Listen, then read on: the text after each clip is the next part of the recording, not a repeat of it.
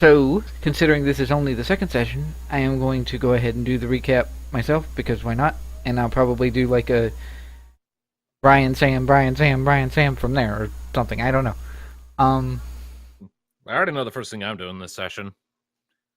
How What? do you? You'll find out when I'm doing it. Okay. Of course. So, with that, last session, we were introduced to our heroes, question mark, as they, Our asocial wanderers would probably be more accurate. yes, that, It's being dragged along by this furbog. yes. We're just like, oh, hey, you guys have a passing resemblance to this prophecy I'm aware of. Let's just drag you back to my house where nothing questionable is going to happen. You can trust me, I promise.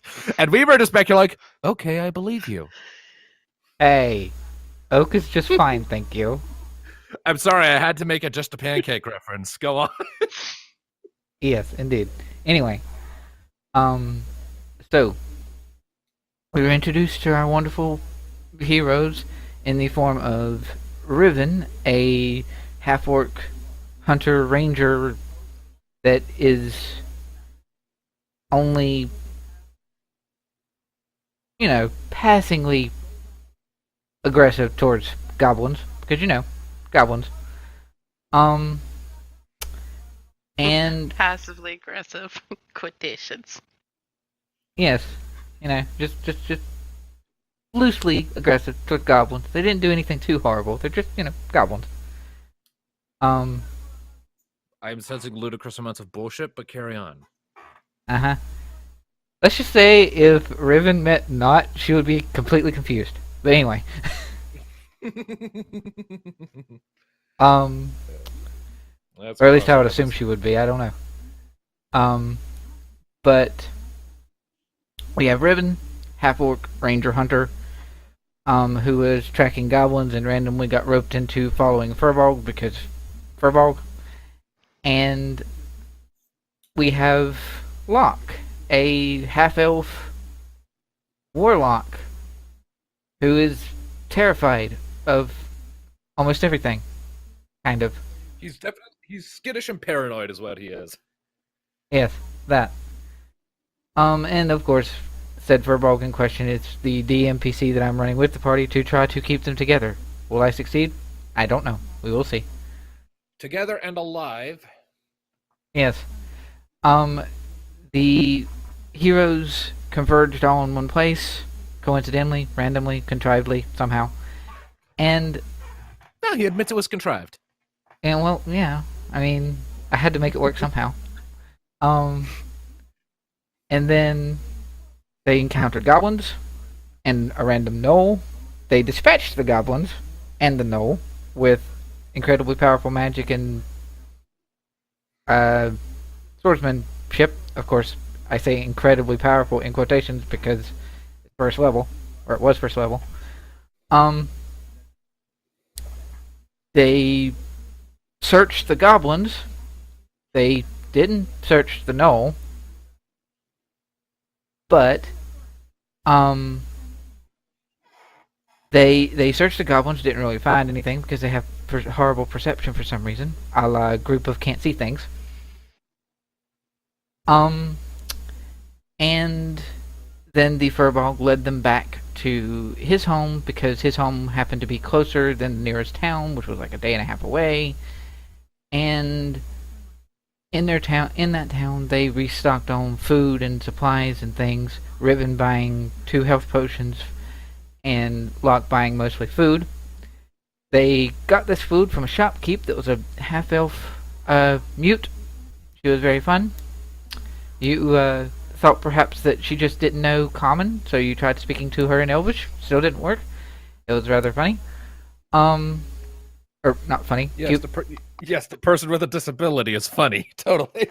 I meant cute. That's why I was trying to change what I was saying. Yeah, that's better. Yes, obviously.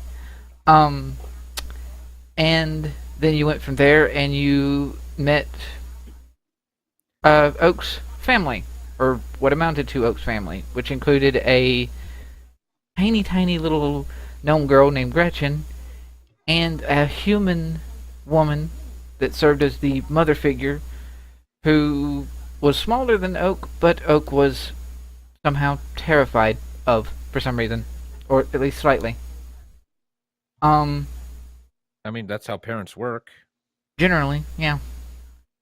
And you were told that you were going to meet with Oak's father, the high priest, in the coming morning, and that you could stay there at the night, get some rest, get some food, warm food, and things of that nature. Riven went and slept in a tree, met with an owl. It was funny. She saw a dog run off. And Locke had a nice little discussion with his patron person in a creepy swamp dream thing. It was fun. Indeed. And I think that about amounts to the long and short of what all happened, save for Locke waking up terrified, scaring Gretchen, causing a mess, which was then cleaned by him, and then the berry bowl was cleaned, and has now a magic... I now have an enchanted wooden bowl. I have no idea what the enchantment is. Well, it might not be enchanted. It at least has a magic signature of some sort on it. Possibly enchanted wooden bowl. Fine, I'll make that amendment to my treasure list. Yes. That's about where we ended last time. So, we essentially open up this session with the three of you, Oak, or four of you technically, Oak, Riven, Locke, Gretchen, finishing up eating your warm bowls of porridge. And I should be worth pointing out that it's good because it's warm and it's actually cooked food, which you guys have been traveling, you both have been traveling for a while, so as Locke mentioned last session, it's good to have some like warm cooked food in your belly. But the food is not necessarily like some big fancy something. It's very generic little porridge food. Hey, Locke's gonna take what he can get, alright? Mm-hmm. Like, if you had something else to compare it to, it's not the greatest food, but comparing it to rations and, like, trail mix, yeah, it's great. It's basically oatmeal. Yeah, pretty much. And what are you two doing upon finishing eating? Are you just simply waiting for the high priest, or do you have something else specific you were doing? Well, actually, I have something specific I want Locke to do.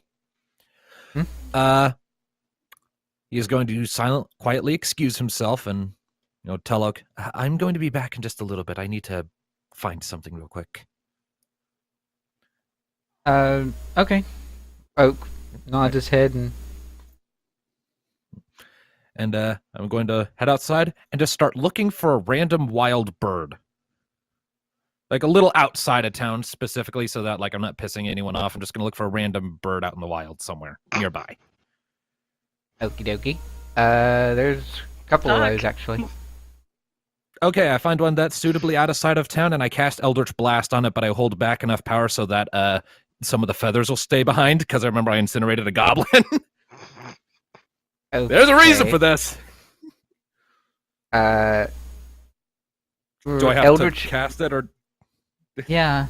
Eldritch Blast is a magic attack. Roll your, Doesn't it have like a attack roll to it?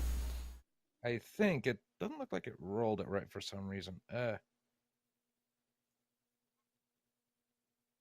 That's the damage on it. Yeah, okay. We'll go with that first one, then the 8, and I'll just. Why did it do that? Have to do that like 3 times? Because I forgot to set it as actually having an attack. It was just rolling damage and not the attack. Oh. That was a flub on my part. But yeah, 17 to hit the bird. Okay. Yeah. Not hard. I mean, it's a bird. It have like an AC of probably like 13, Small. 14, only because it's small. Well, either way. So that bird's dead, and I assume some feathers fall out of the tree afterwards as I blast it apart. Yeah. Okay, I'm going to take those feathers and add them to my component pouch. And then I go back to Oak's house.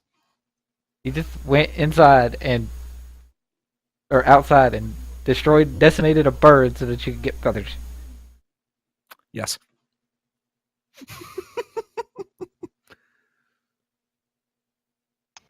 Oh.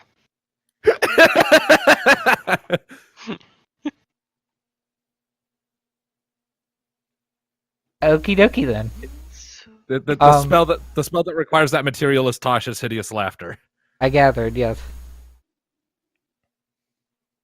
Okay, well, you now have feathers and you killed a bird. Good job. Yep. Alright. Riven, are you doing anything specific?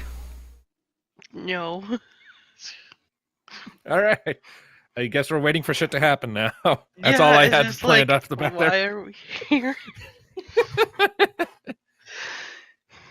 Yeah. Great start, people. It's Well, amazing. that was all you, dude.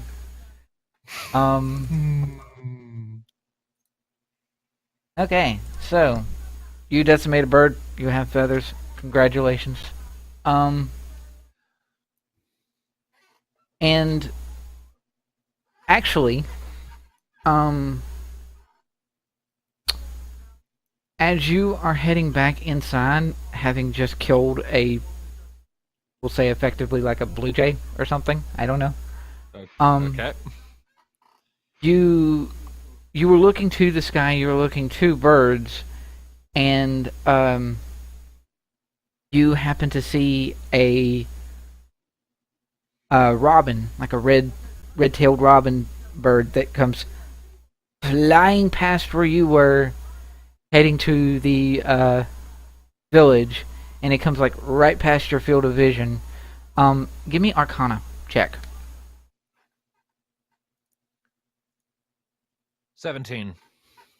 Yeah, that bird's not a normal bird. That bird's magical, in some way, and it just went right past your head.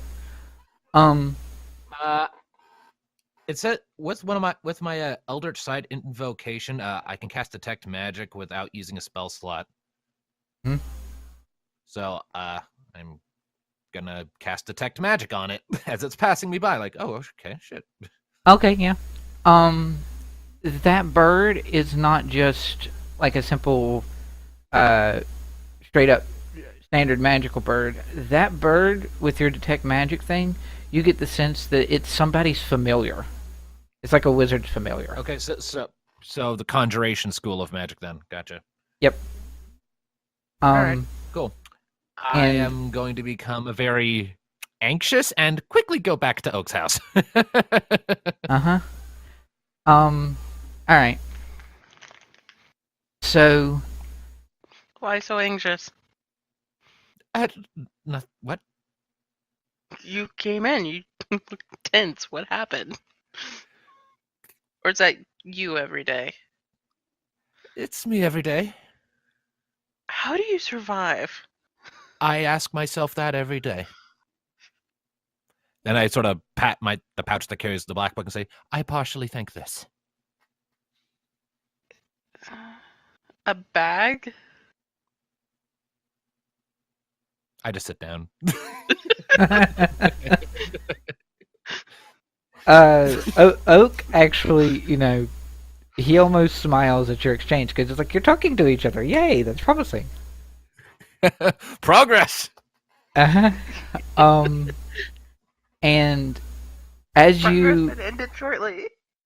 As you sit down back in Oak's house, Locke, you happen to notice that little robin that flew past your head is inside the house sitting on Oak's mother's shoulders. I'm just going to look directly ahead and try to look innocent. Uh-huh. It knows. It's staring at him. I'm fucked.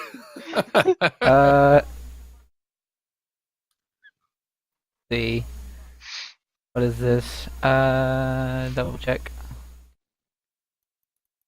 Oak is going to roll a thing because he's technically good at it. and he's paying attention to all your exchanges and things. Yeah. You want to try to hide that you're nervous about the bird? Roll me deception, I guess. That's something I have proficiency in. Shit, 11. Plus 5, I get a fucking 11. If everyone's gonna like look into it and stuff, they needed to roll an insight. Yes, I know. That's what the 13 roll that I just did was. It's like I'm trying to look innocent, but like my lips are drawn into a thin line. It's just like, He knows. Something wrong, Locke. Are you okay? Fine, just around strangers. Well, let's hope that we can fix that and become friends. I take out the bowl and I start fidgeting with it. How long does detect magic last? I think this is duration. Concentration up to 10 minutes. Yes. Would you say that you still have detect magic from when you used it on the bird going? Sure. And I didn't drop it, and I don't think it's been 10 minutes. Yeah, it's not been 10 minutes by any means. Your bowl does not have any sort of magic effect. Your bowl is not magical, but your bowl had magic used on it. I'm a frown at the bowl, but just keep fidgeting with it. She made the bowls float while she sit there and prepared them. Magical dishes. So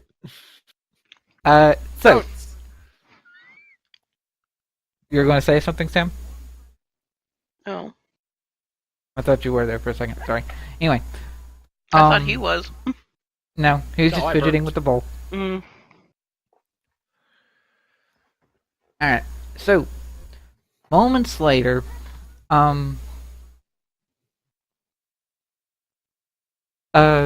Oak's, or what appears to be in some fashion Oak's father, arrives, and you see a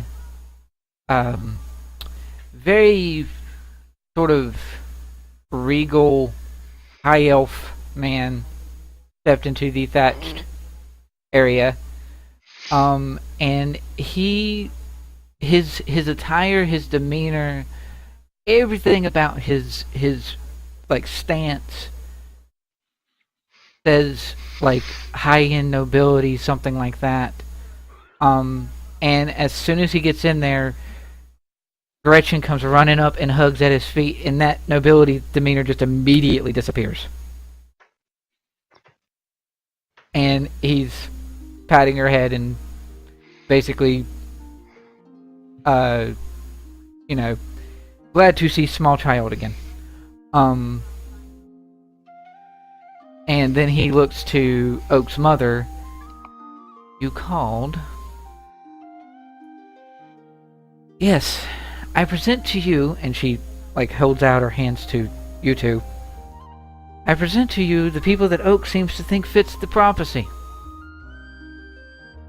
I'm not convinced. Yes, and we're not sure.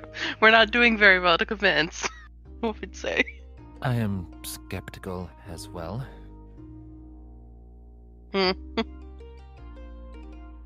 My eyes are just locked onto a Mr. High Elf guy. Do I recognize him? Have I ever seen him before? Sure, roll wisdom. Like a memory wisdom check. 6. Nope, I don't know this guy. Even more reason than just... Nope. The tension in my face has gained a new reason for being there. Uh-huh. He sort of looks between the two of you, and he's sort of tilts his head, as sort of appraising and looking you two up and down. And then turns to Oak. And what makes you think that these two fit with what we know of the prophecy? Uh, well, points to Locke. He's a timid young man, so timid youth, and has really powerful magic, and she's a hunter, and is really strong. That I'm Kinda a fits- half-orc. Half-orcs are mainly strong. the prophecy's not going to say whether or not the person's a half-orc or half-elf or whatever, but yeah. Yes, so it could be anyone. Anyone can be strong.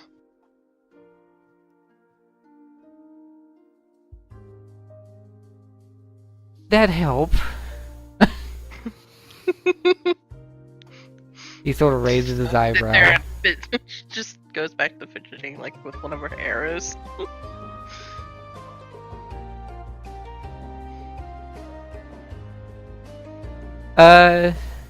He sort of comes over closer, coming to Locke first. Sort of just,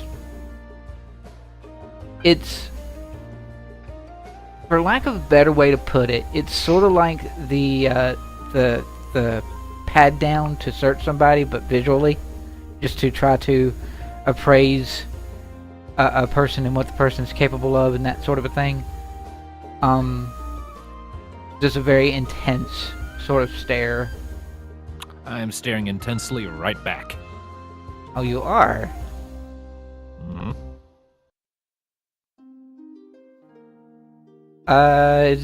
How much of your fear is there? Or As of maybe right not now, it's fear, less, but disdain. Yeah.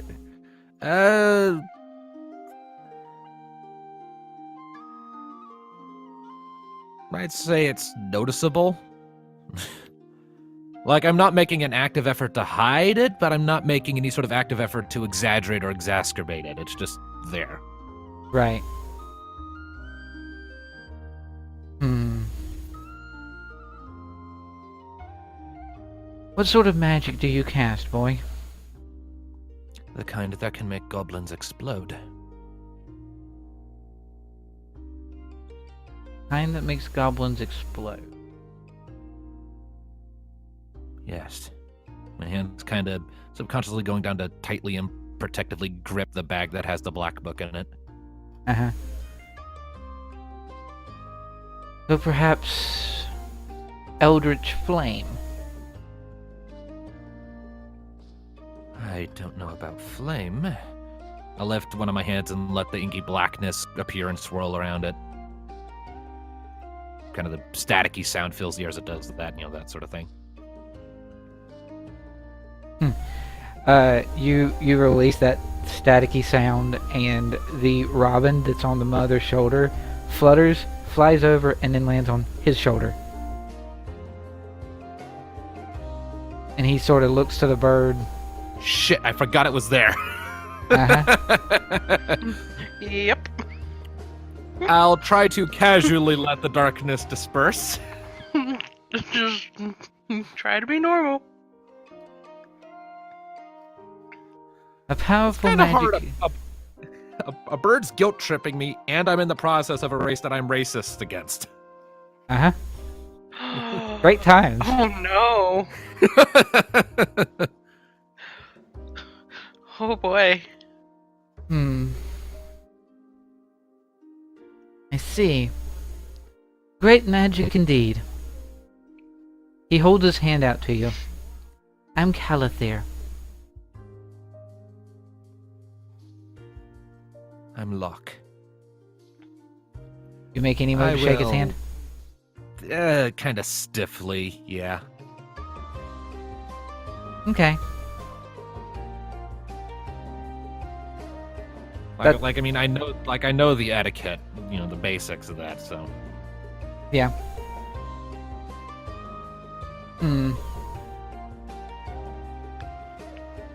He releases your hand and then turns to look to Riven. A powerful hunter, you say, ranger.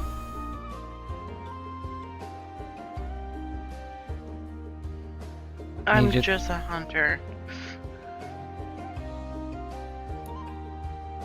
just a hunter. You do appear as if you've had your fair share of combat. Noticing It your... comes with the territory of being a hunter. And what were you hunting?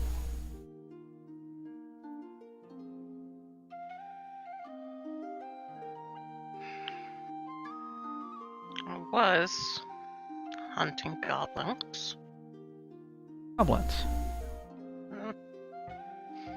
See.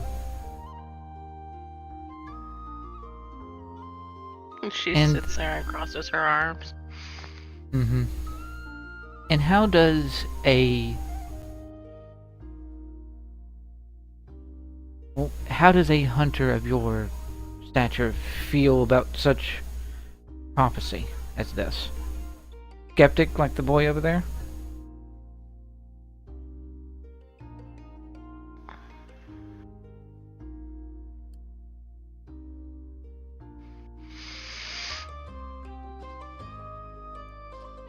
Yes? I'm assuming Riven's more convinced of that than you are. Little bit more based off what, like, the further parts of the... because of the other things that he said about her role. Mm-hmm. Hmm. So, I want to try to deceive him and Uh. play it off as, like, I don't really believe it. You want to deceive him by saying that you don't believe it when you actually do? Yeah! Oh, okay. So roll So- deception. God! That is a critical failure, is what that is. She is obviously hiding something.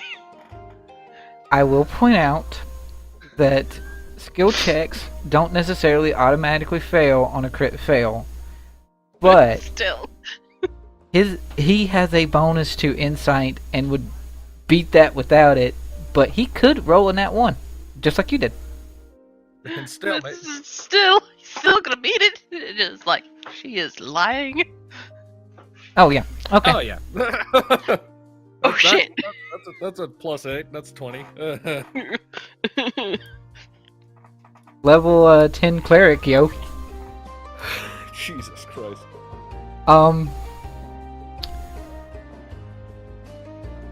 Hmm.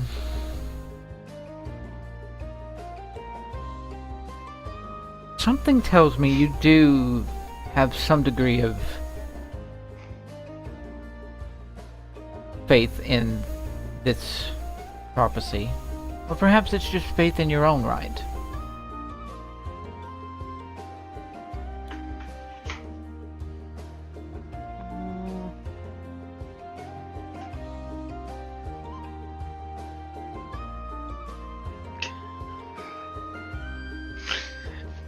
She looks like she's not enjoying this conversation.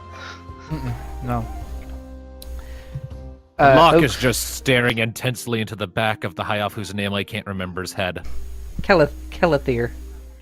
Kelithir. Okay, Locke is staring really intently into the back of Kelithir's head. Can you feel the daggers? Uh-huh.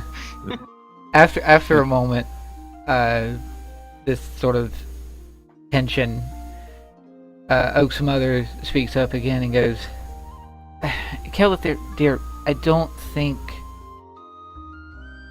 they are particularly comfortable with this sort of conversation, obviously. Grilling them is not necessarily the best way to figure out if they are the fitting of this prophecy, I don't believe. And what would you suggest?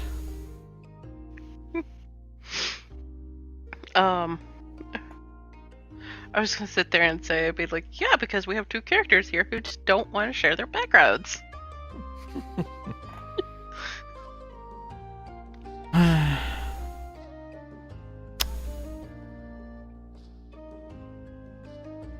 Well, I know that there is a powerful eldritch magic here that resides here And I know that it quite possibly comes from that young boy over there. Finch privy me that to me that knowledge. Finch being the bird. The bird that tattletales on you.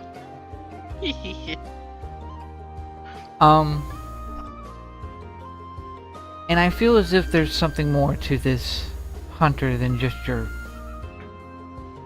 standard wild hunter. But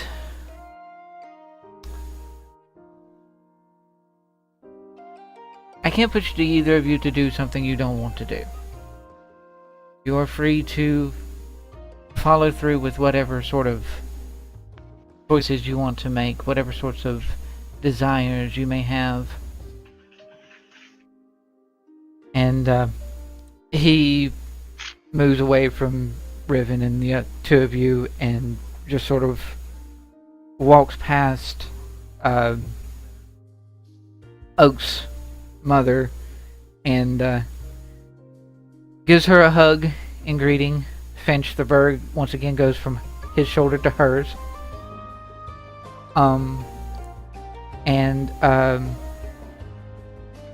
Then he just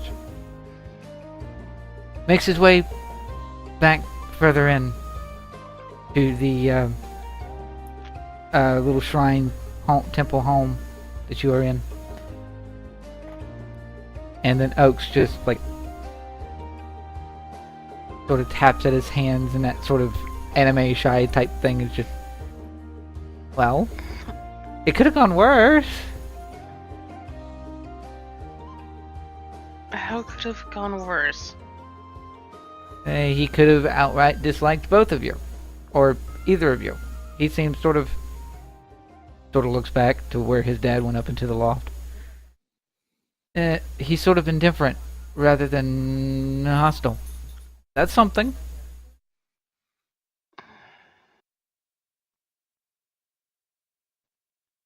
I thought this Not was a that he welcoming was, place. you know, hostile towards others normally, but anyway. Locke just kind of takes a deep breath to cool himself off.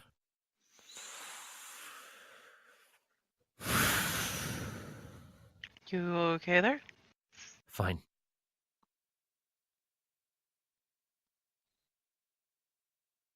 Alright. Okay. Perception What checks. happens when you Perception checks. Both of perception you. checks, all of us? Okay. Both of you. Yeah. Where did I put perception? Is where all the other skills are. 16. 16! Nice. Wow, really? Apparently. You have a 0 in perception?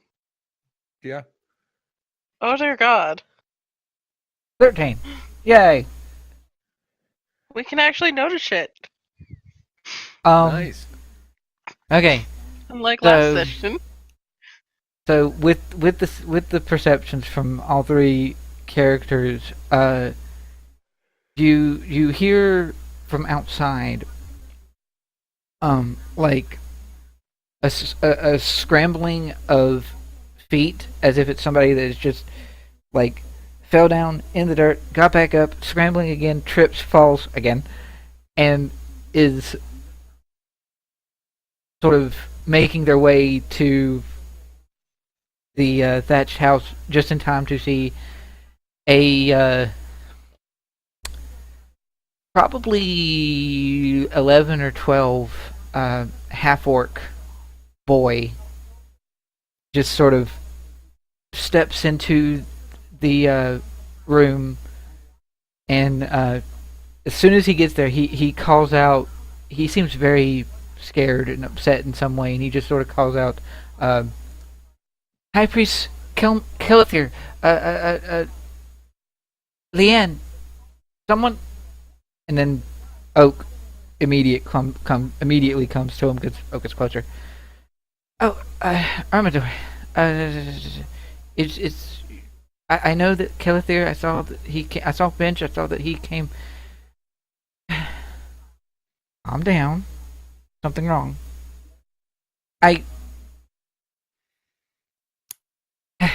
He sort of collects his breath a little bit.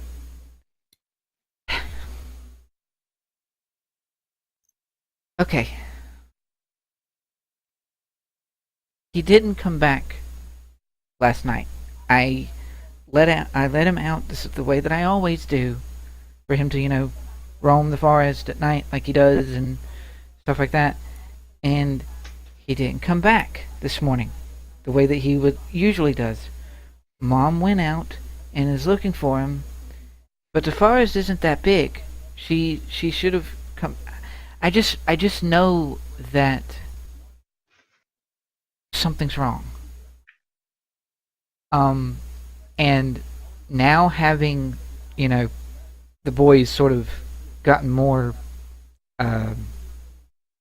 he's collected himself better so that the two of you can get a better look at him since you haven't really met him before. This kid has a very distinct feature that's unique. He has an eye patch over his left eye. A child with an eye patch. Mm-hmm. And a very visible scar around said eye patch as well. Locke will refrain from commenting on it and just watch the scene. Hmm. This isn't any of his business. Of course.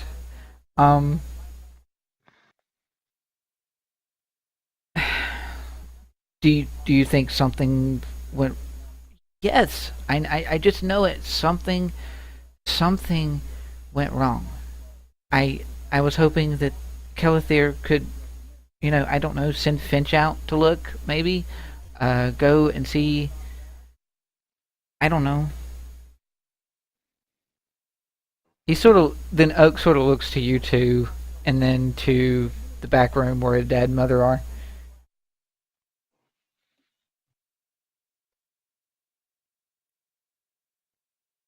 How about we go look? He looks to as if he's asking you two just as much as he is asking the kid.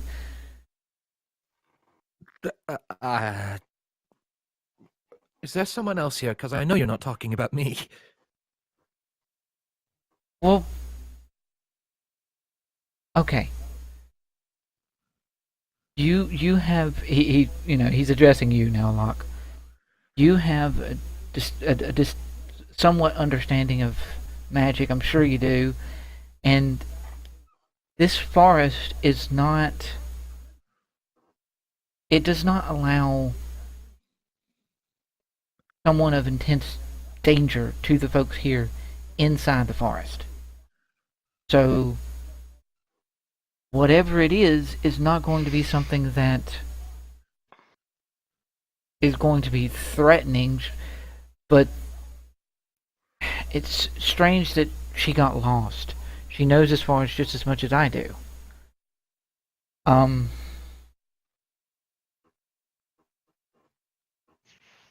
And Dad just got back. Dad came in. He's want to spend time with Mom and Gretchen a little bit before he even sends Finch out. And he's protective of that bird anyway. Riven, what are you... Riven's gonna get up. Get up? I'm assuming he was talking about the dog that I saw went out last night. That's a fair assessment, yeah. Okay.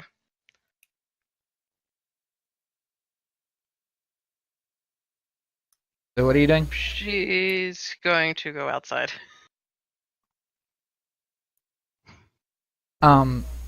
The boy sort of looks up and sees you walk by and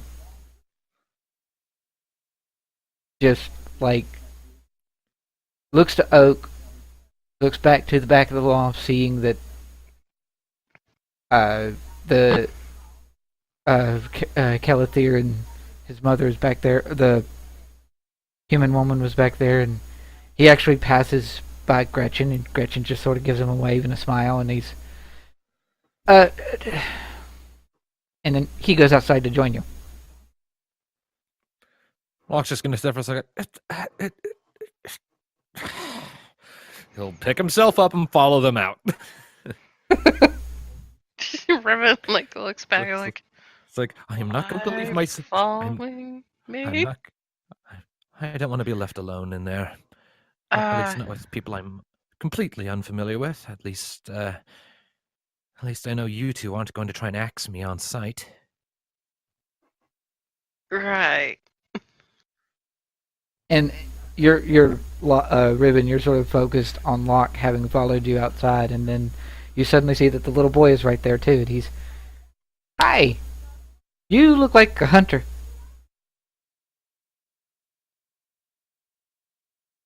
She just like stares down at him. Which isn't too far down. He's actually pretty big for like an 11-year-old because he's a half-orc. Mm-hmm. Still, it's just like, Locke is going to hold his peace for the time being, but it looks kind of like he wants to say something. I'm still trying to formulate it in my head, which is why I haven't said it yet. So we'll say that Locke is probably doing the same thing.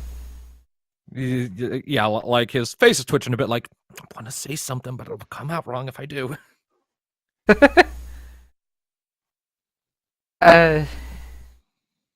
The little boy is just, well,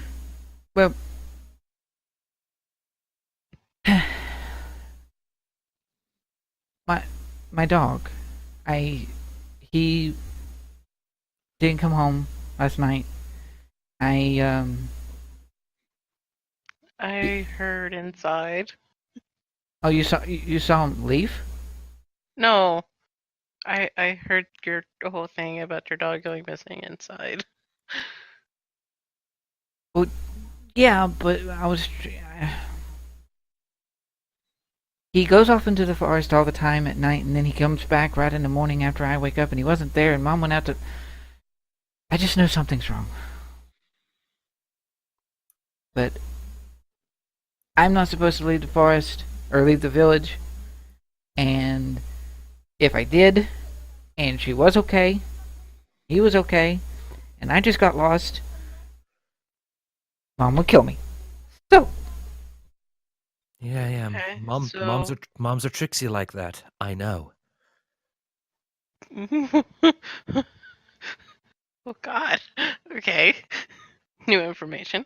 Rowan's gonna like slightly motion and be like, then how about you run back to your mother so she doesn't do that?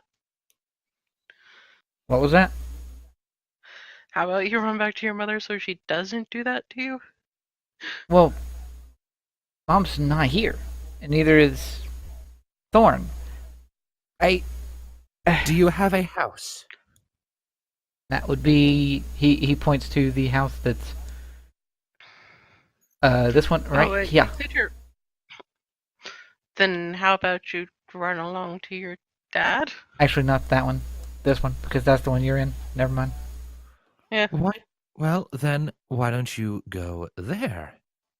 Just a thought. And you'll go out and look for Thorn? And Mom? I sort of gesture with my head toward Riven. She will, and I owe her a favor, so I'll help. I'll then kind of glance at Oak as well. He is there, right? Kind of following along. He's actually leaning up against the doorway to his shrine house, just sort of watching the exchange. And since I owe him a favor as well, doing this might as well pay off both debts at once. Yay! And he... Does he hug me? Not you. He Oh, hugs no. Riven. Instantly tense, like, oh God, child touching me. Physical he- contact, not used. It's just He like, immediately realizes that you don't like it, and he just jerks away and just... Sorry. I mean, it's like if he was like continuing hanging, she just would have slightly, pat him on that like head, like, okay. This child has more balls than I do.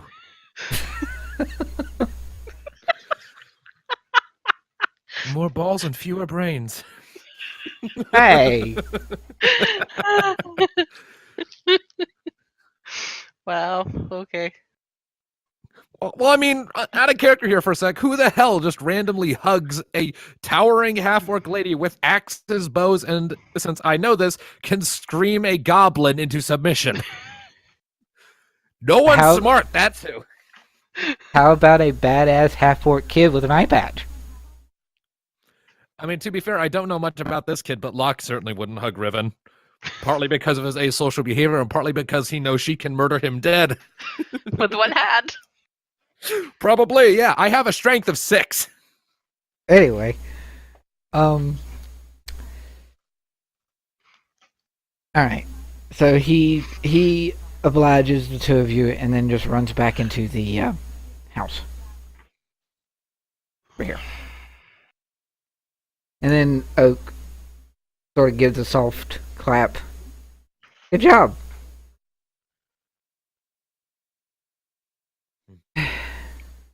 Yes.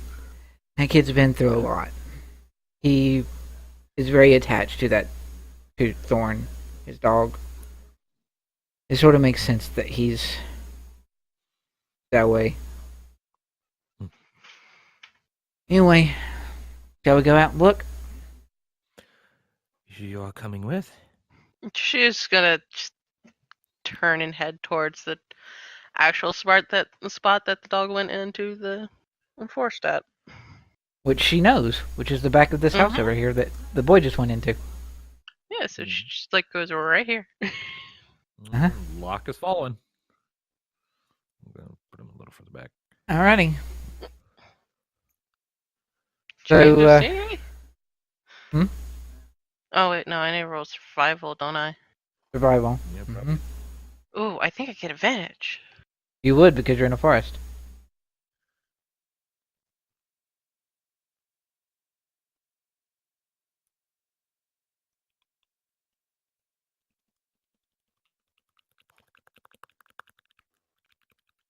Doot, doot, doot, doot, doot. Okay. It's so hard to make my tongue do that. What are you doing? I'm tapping my tongue against the top and bottom of my mouth in rapid succession to pass the time until you roll. 13. Okay. Good thing with advantage. There we go. Yeah. So that would have been a 1. It would have been a one. Alright. Ones are trying to haunt me today. Alright. So you very quickly find the tracks and traces of the dog that you saw last night, the like German Shepherd, fantasy German Shepherd. Yeah, I'm assuming it's like a well-worn trail that it's probably used. That too. And you also see the tracks of a humanoid in and amongst walking with the dog, or sort of following the dog's tracks as well. And you know these kind of tracks well. These are actually the tracks of an orc.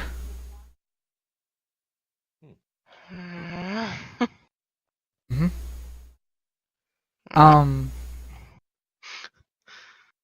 So, yeah, you make your way. Like half. Oh no, not really half orc. Like full-on orc. Full on orc. Mm-hmm. Uh,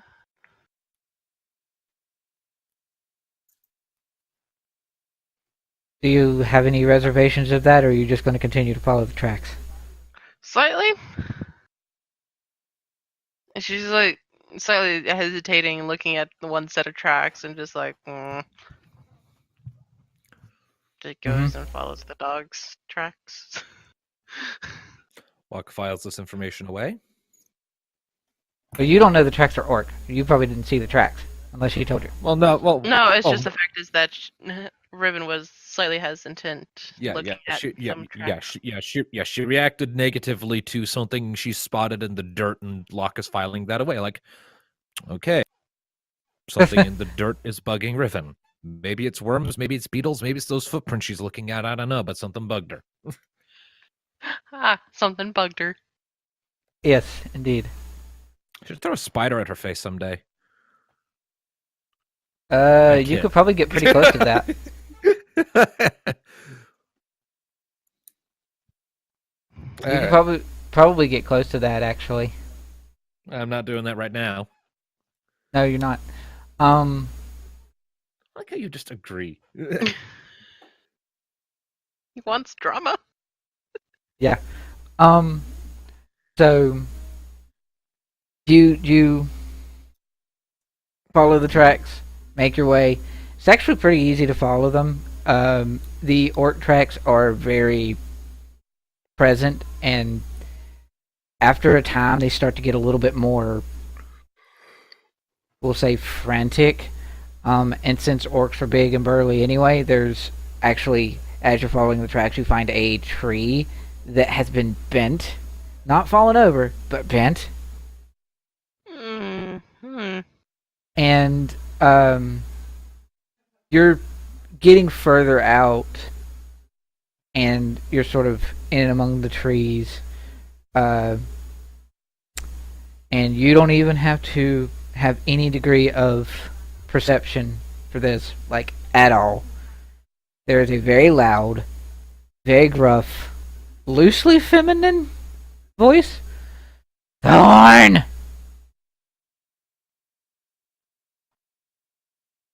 That's probably 30 or 40 feet north-ish.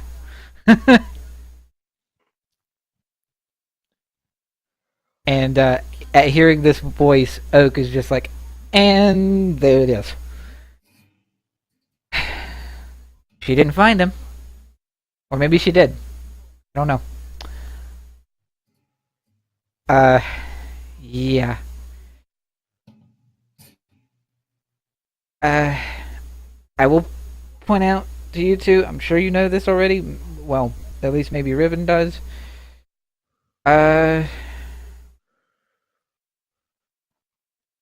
His mother's not exactly the most, we'll say she's less people person than you two. And not for the same reason. Oh, good. That means we won't have to talk for long. Or at all. Locke is just going to get the faintest hint of a smile on his face at that idea, like, oh, good. Oak does not seem like even remotely happy with that. Wait. By less people personally, do you mean she's going to try and punch us or hurt us or something? Well, we have Oak here. You do have me here, and that will help. I tactically place myself behind Oak. I put Oak between me and the loud voice. Shield me, giant cow person. She's not going to. She's not going to kill you, okay? She's gotten better at that. But that does not help. Just makes it more efficient. Yeah, I didn't think it would. Anyway, I'm joking. She's pretty close, and hopefully she's more worried about the dog than these random people she doesn't know, and Oak following her, and me following her.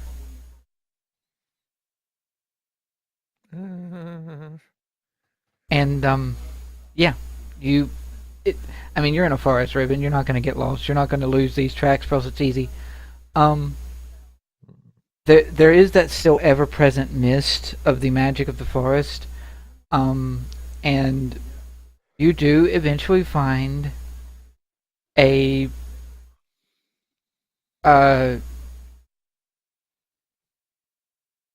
orc in among the trees. She's very large. She is very green. Almost camouflaged with the trees a little bit. And her stature is, yeah, she's very strong. Looks to be very aggressive. The thing that strikes you as weird is she's actually got an apron on. A very large, messy apron, but apron. nonetheless. Yeah. Riven is just like slightly looking at this slight confused look, but still like keeping an eye on her, just like very intently, like. Locke can't see because he's still hiding behind Oak. Which is probably good that he can't see. And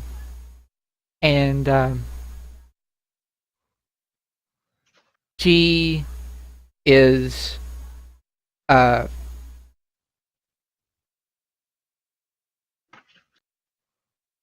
she's reaching up because she's very tall. She's reaching up to a very high tree branch, or towards a very high tree branch, trying to get to something that is way up there. And she cannot reach it, nor can she try to climb because the tree would not support her weight. She has not noticed you two. I look up into the tree and see what she's trying to grab at. I kind of peek out from behind Oak to do this, like. Roll perception. Okay, let me pull up my sheet here. 7. 7. Good job. You don't see anything in the tree. No. That is not a good job, and don't you patronize me by saying it is. Riven, what you thinking? Just looking like what? Okay. Oak sort of speaks up, and he's speaking very quietly. Okay. So, I don't know how much you two know of this, but there is orcs like her are usually very evil and very bad. She, however, is not. She's aggressive and usually angry, but she's not evil. He sort of looks up to see if he can see anything in the trees. And he is going to roll perception to look in the tree. Riven can do the same if she wishes. Yes, she's going to look into the tree.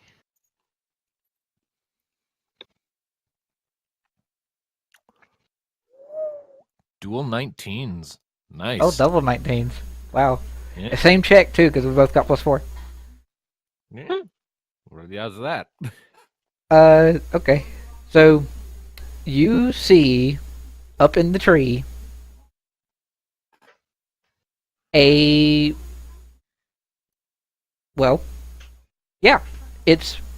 the Saint Bernard, somehow.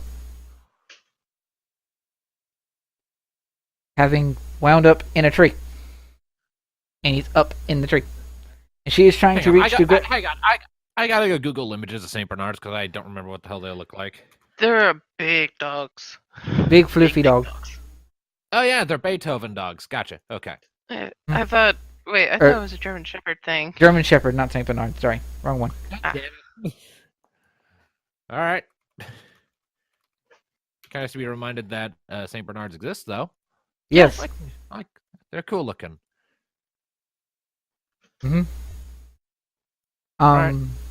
Yeah. Riven, you see, said Saint Bernard up in the tree, and so does Oak, and he's just like, how did he get up there?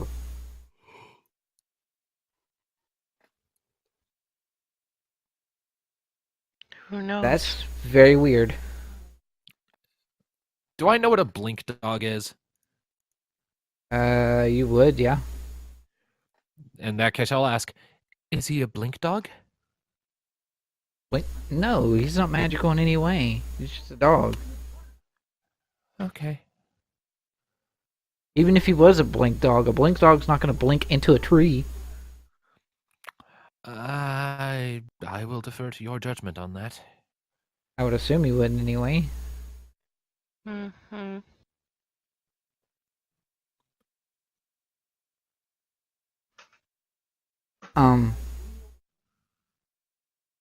Oak sort of,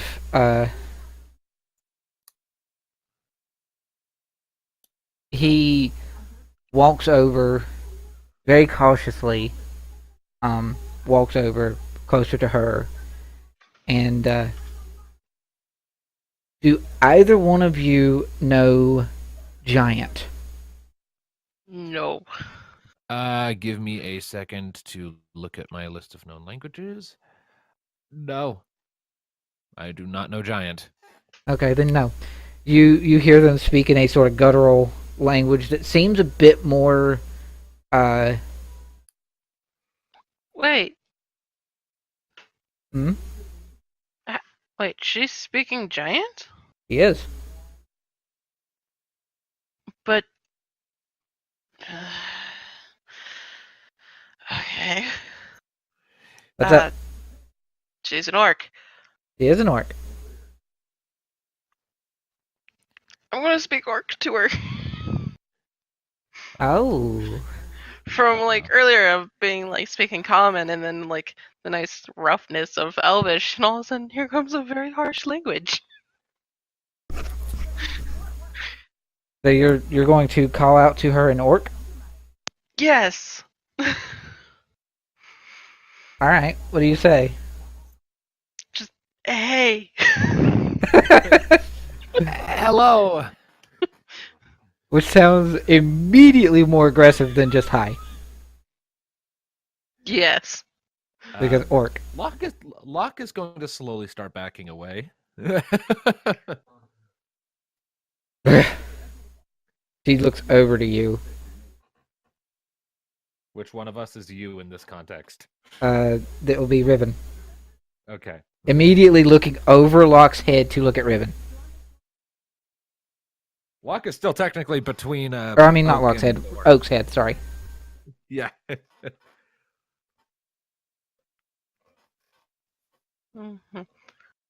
Do Who are you? Need...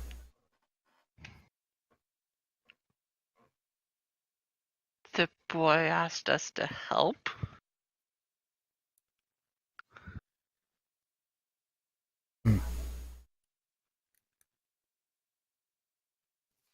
Okay. Climb. She points up.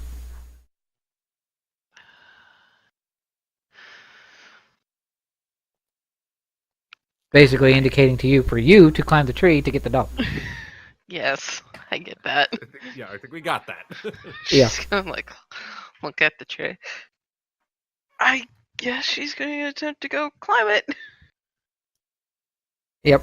Oak sees this exchange between the two of you, and he goes, "Oh, yeah, that would be easier for her, I guess. Good luck, Ribbon. Yeah.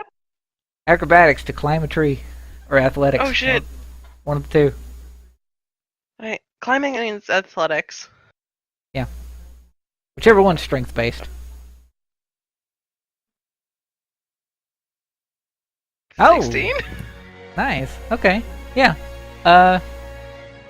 It takes you a bit, but this tree is a lot easier than the one you tried to climb the other night, or last night rather, technically. Guess. And you sort of climb it effectively. Maybe not effortlessly, but you get up there, and you see the dog is this big old, sort of powerful looking German Shepherd is cowering like a puppy in a tree.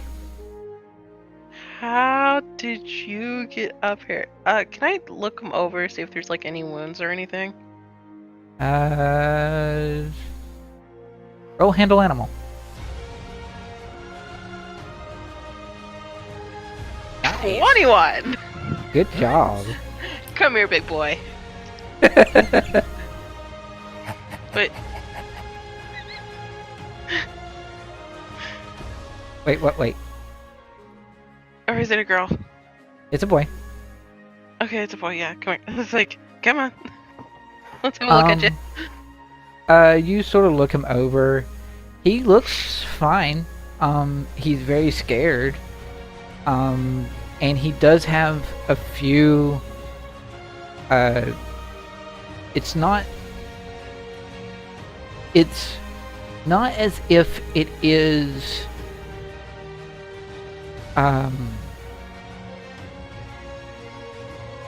scratches of something that was scratching and attacking at him. It's more along the lines of like claws that grabbed him, but didn't actually scratch him, just grabbed him. And he doesn't seem to be feeling any pain from them either. So it's probably safe to assume that something put him up here? Something like that, yes. Ah.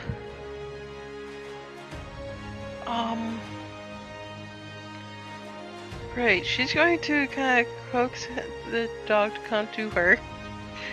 Or at least try to. You got a handle animal of 21. Yeah, this dog loves you. Okay. Well, not loves you, but is not scared of you in any way. It's like, oh, you smell like mom, except 50% off. More like smells like Buddy. Smells like the kid. Yeah. That too. That's the other 50%. So she's going to kind of like position the dog in a way of like kind of fireman style. Yeah. And climb back down the tree. Alright. No, since I've added weight and shit and stuff, I guess I'm going to have to roll again, correct? Yeah, she will. For the love of God, don't fall. 14? Okay, yeah, you're good. Okay. Okay. I mean, it's a little bit harder, but you're good. It's a little bumpy ride. Down. I that's actually where I set the DC. I set it to 14 because it would have been a little bit more difficult if the dog was fighting you, but Right. you did good. Okay. And immediately as you hit the ground to Dog is off my shoulders. Just like, whoop. Okay. as immediately as you are off on the ground, you drop the dog down, and dog immediately goes to big orc lady, who then picks him up in her arms, very cutely, actually. Lap dog. Yeah. And yeah, you have succeeded in rescuing a dog that was in a tree. Alright. Truly, we do the work of heroes. Oak gives you a look, Riven, and goes, "Well, good job. Did you get any kind of indication of maybe how he got up there?" He was placed? Placed? Yeah? Like something picked him up and... Okay, I'm gonna cast Detect Magic again and look around. It has a radius of 30 feet, so around me. So, do I see anything that might indicate anything at all that might have moved this puppy around? Residues, even. You cast Detect Magic.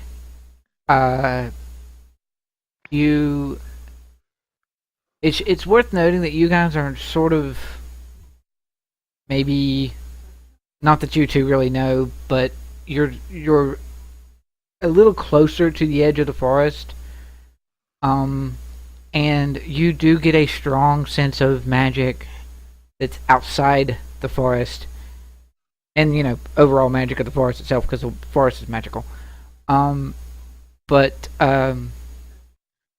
there is a resonance of some sort of power, some sort of magic that's maybe 40, 50 feet away from you, or like just outside the edge of your radius. Okay. But nothing Riven will is happen. going to, I guess while he's like learning magic stuff, Riven's gonna actually like take a look around and see if there's like any indications that matches like tracks that matches the claws, or any other tracks around this area. Roll survival. Also, what school is the magic? Detect Magic tells me that. Illusion. 23. Yeah. You see. That'd be a 19. So you're sort of looking more for the um, like the claw marks tracks to sort of match the marks that was on the dog. Or like any unknown tracks that were like around this area. You don't see necessarily tracks, but you do see like claw scrapes in some of the nearby trees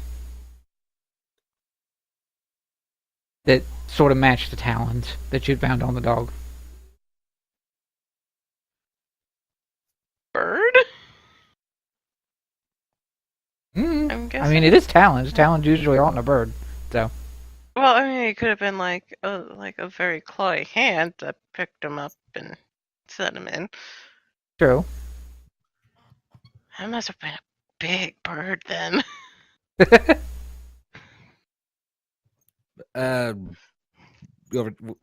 Is she saying that out loud?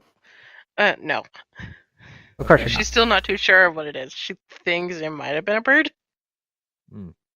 But Any idea, Riven? I mean, well, Maybe. Oak sort of looks around, see if he can find the. Right. maybe a bird? A bird. Oh, yeah, no Mm. clue. Would that be a nature check? It's yeah, you could actually roll nature if you want to. All right, I'll roll nature. I don't know. She's just like pointing out like the different marks. Mm-hmm.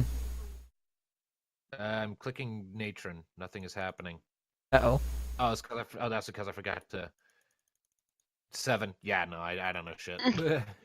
She's like, I don't know. It's like I just look at the marks for a second, like, those are scratch marks. Yes. I don't know birds. I studied magic for a long time, and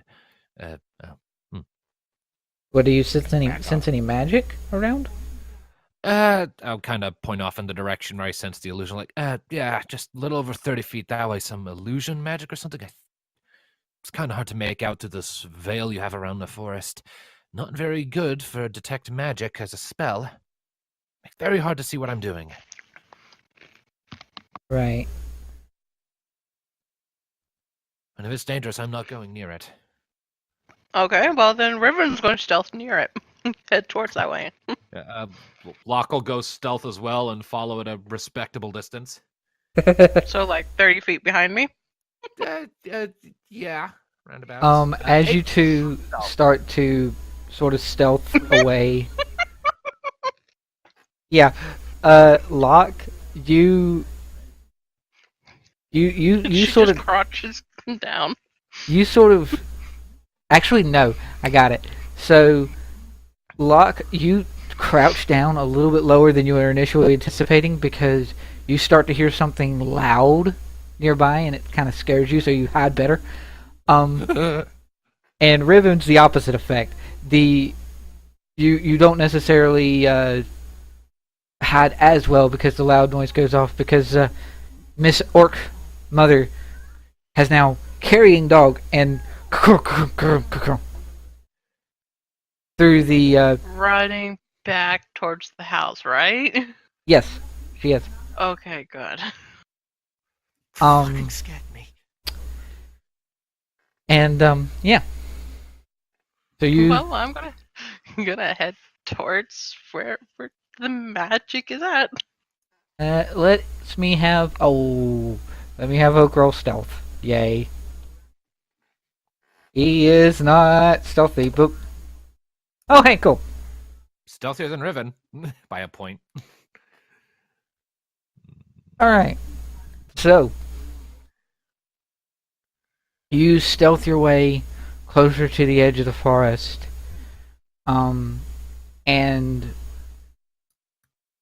when you make it there, you sort of look out past the veil and you see in the just on the outskirts of the forest, you see a very interesting sight.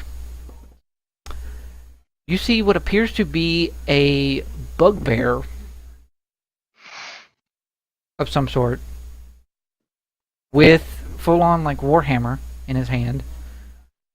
And he is chatting with someone who is flying a good maybe 5-10 feet up. You can't make out what they're saying because they're a good solid 15-20 feet away from the edge of the forest. He's chatting with a harpy. That would be the bird. And Riven, instinctively seeing the bugbear, takes out her axes. Actually, no, she's actually taking out her bow. Uh-huh. All right. Locke notices that and just absolutely pulls out one of the blue jay feathers and just starts twirling it between his fingers. It's like a little fidget thing. Like, oh boy. Yeah. You make any effort to charge, or you just I'm gonna strain my ears and try to listen in for now. You listen in. They're speaking in Goblin or Goblinoid. That is not a language I know. Yeah. Yeah, I don't know it yet. Damn. All right. She is going to. How far away are they from us since we're on the edge? About 20, 25 feet, something like that.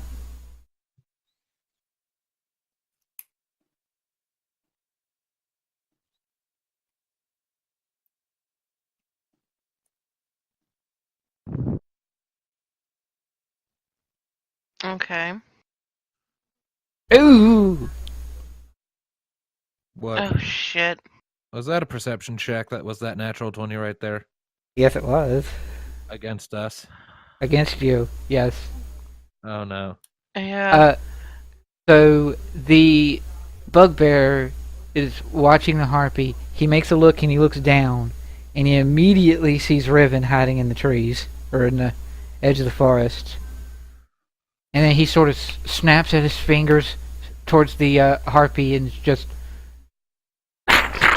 with like something in Goblin, and the harpy screeches and flies away. And then he actually bolts and runs off away from the forest. I am going. You know what? No, fuck it. I'm involved now. I'm going to stand up. I'm going to hold out that feather. I'm going to say, "When I'm constipated, I don't give a shit," and I'm going to cast Tasha's hideous laughter. All right then. He has to make a DC 13 Wisdom save. DC 13 Wisdom save. Okie dokie. You wouldn't happen to have any ruby dust worth 50 gold, do you? No. Oh wait, no. Never mind. I was wrong. I'm going to Hunter's Mark the Harpy. How far away is the Harpy now? Since it started. She was like 20, 30 feet up. She's a little too far away. What's the range on Hunter's Mark? 90 feet. Oh. Yeah. She's very quickly getting out of your range, but yeah, you can. Yeah, Hunter's Mark is a bonus, and I'm going to fire an arrow at it. What about my Tasha's hideous laughter? What happens there? Yes. Yeah. The DC 13 Wisdom save, you said? Yes. Jesus! Yeah, he's fine. Okay.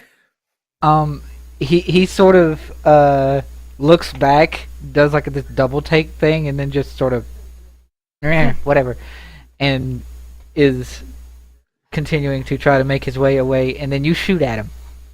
I glare at the feather. You have failed me. Yeah, I'm shooting at the Harpy. Oh, you're shooting at the Harpy. Roll initiative. Yeah, it might be best to roll initiative. That would be 19 to hit.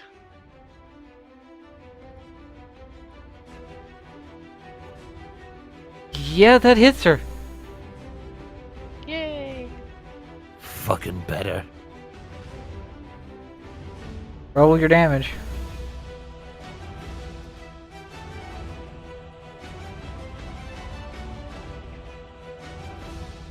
which is probably click on the longbow. That Or is a 5. That is a 5 for piercing, and then hunter's mark. I will. So that's a total of 6 damage. That's sort of how much damage? 6.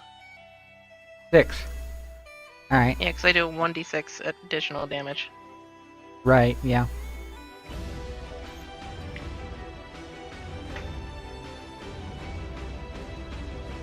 I just love the joke I uttered for Tasha's laughter, even if it didn't work. Oh yeah, yeah, yeah.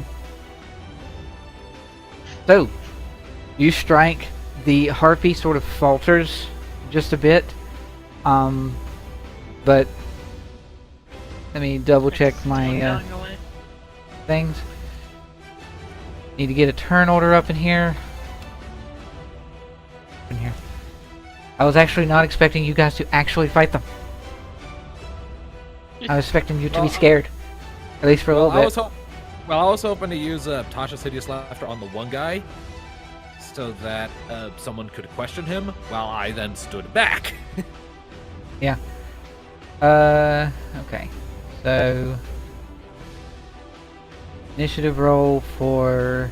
She only attacked because she doesn't like bugbears. Right, but you attack the harpy. Yes, because it's flying away, and we don't want it to fly away since it tried to do something with the. With the dog. All right. Yeah. Okay. Boop. Oh wait, you said there was an illusionary spell. There's some sort of illusionary spell, yes. Don't know what it is, but you do have one, or we do have one, and then somewhere or something. Then yeah. Everyone's rolling with initiatives of +1 and getting like the same thing. Okay. So you shoot.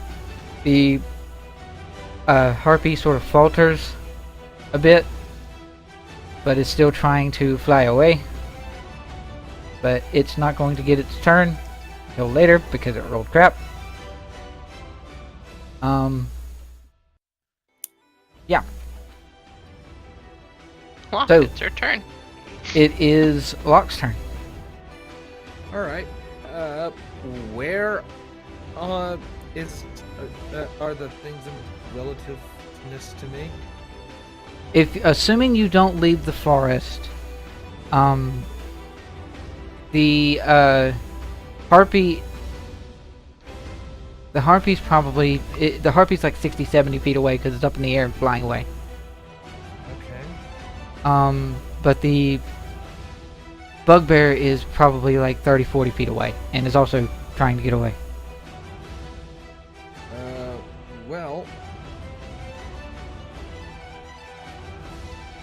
in that case, I think no matter what happens, your chances are one of these fuckers is gonna get away. So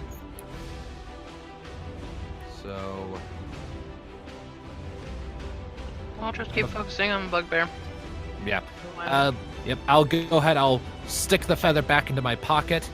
I'll pull up my hand, let the inky blackness and static swirl around it, pitch back, shoot an eldritch blast at this son of a bitch, trying not to be lethal about it, like knockout damage.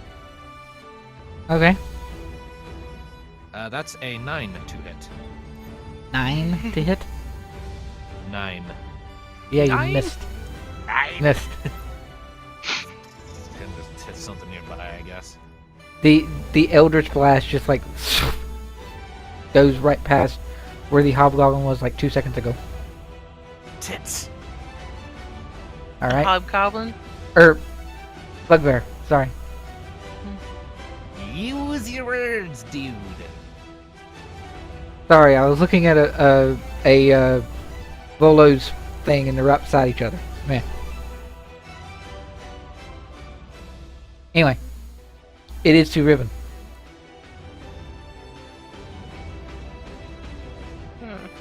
I'm just trying to think. Will this hunter's mark go away after they leave my range? You Because it sit there and saying the spell will last up to like 8 hours or 24 hours. What I'm seeing here is concentration 1 hour on your spell card. Yeah, which, I mean, when you cast it at higher levels, it changes. So so it would stay. The higher level spell slot, yeah. Yeah, so would it, like, stay if would the hunter mark stay on the creature if it continued to fly away? And get out of my 90 feet? Once the hunter's mark, or once the harpy got out of your range of 90 feet, your hunter's mark would technically fade. However, I don't necessarily see a reason why you couldn't spend a bonus action to move hunter's mark to said bugbear, if you wanted to. Yeah, I know I could, but if the hunter's mark would fade when it got out of range, or when you stopped concentrating on it, either or. So, and it's not going to tell you where the harpy is. No, but I have advantage on tracking it. That's the thing. True. It's up to you.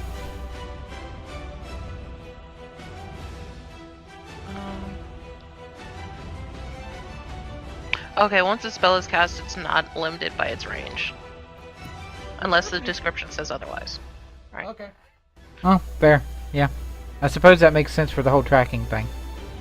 Yeah. Alright. So, yeah, she still has, like, a good distance to shoot at it. Yeah. Because her bow's like 150 and then 60. Yeah. So yeah, she's gonna keep shooting at this bird. Bird lady, roar. Roll your attack for bird lady. 9. You miss bird lady. Okay. It is to. Yeah, she's gonna move slightly closer toward, like, she's gonna take a few feet step, like maybe 10 feet towards the bugbear. Bugbear, yeah. Yeah. So she's like stepping out and stuff. So, alright. Yep. Alright, so Oak goes before the other two do. And Oak is going to do... What is Oak going to do?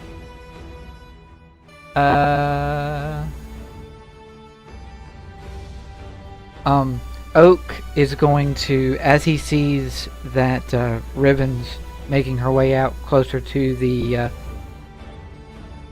bugbear, he's going to hold at his like oak leaf holy symbol and do like this tiny little prayer sort of a thing, and his holy symbol glows, and then Riven glows. Boop. Ooh, what is it? Ooh! And Yep. it lasts for 10 minutes. Awesome. Yep. Huzzah. And so that's Oak's turn.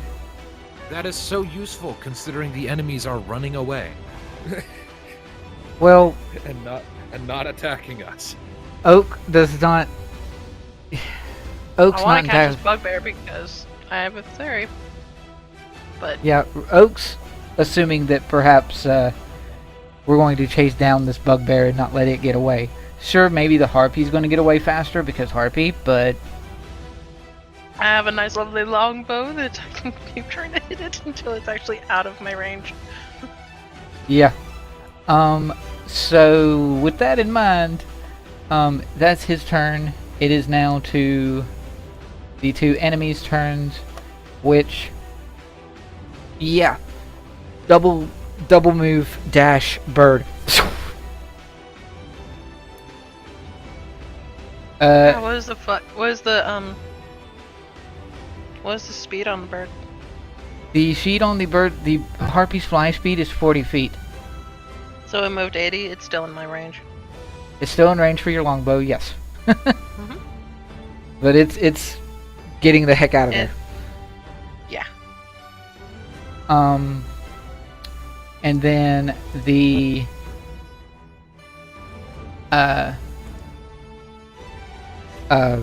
bugbear sort of looks to Riven that has moved closer to him, and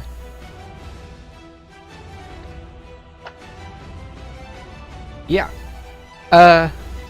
Riven, give me a perception check.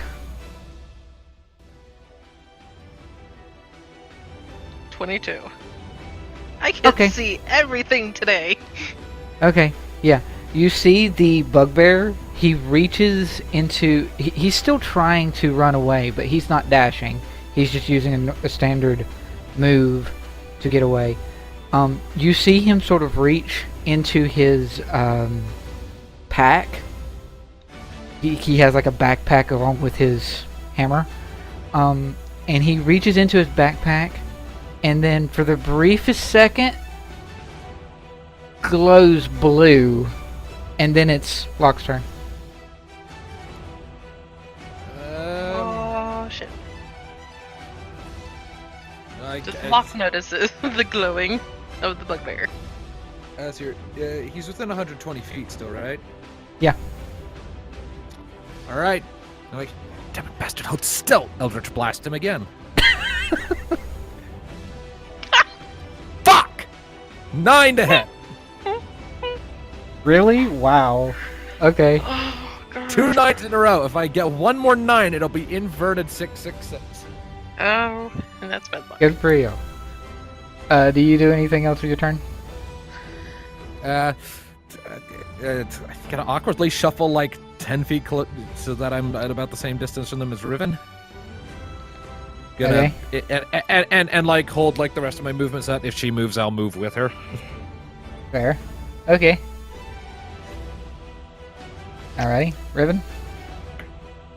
How far away is he? I I know he didn't double dash. he didn't because double he was move. doing- He's at this point he's probably what is his? I think his movement's 30. Yeah. So he's like maybe he was only like 20 or so feet away once you started charging at him, so he's like 50 feet away.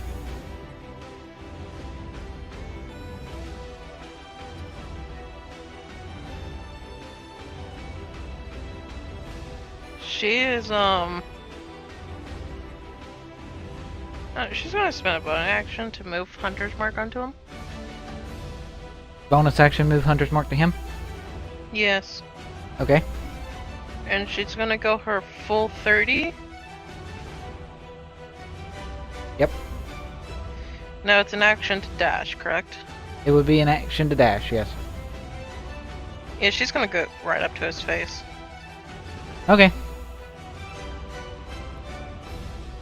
And Locke, and because of like that held thing, I move for about like the first 20 feet of that, and just like I can't run that fast. Just kind of slow down a bit so I don't burn myself out. Yeah, it's well, you're a spellcaster. Stay your distance. Yep. Alright. So I'm like, Oak. bye. Yeah. Oak comes up out of the forest and comes up behind, sort of looks up to where the bird just sort of is gone. And he's just... Okay. So we're focusing on the bugbear now. Good to know. He clutches at his holy symbol thing, and guiding bolt rock, Guiding bolt. Ah, I was right. which then does 4d6 radiant damage on a hit. Must make a attack roll, spell attack roll. 6.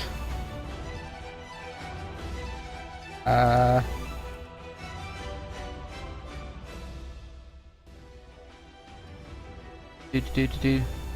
Yeah. What is your... Okay. Did you So- fail?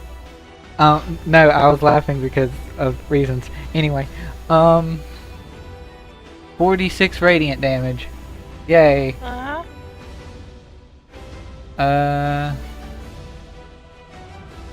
I'm just going to roll because there's nothing added to him, so I'm just going to do it this way. Boop. Ow. 16 radiant damage. Jesus. Ouch.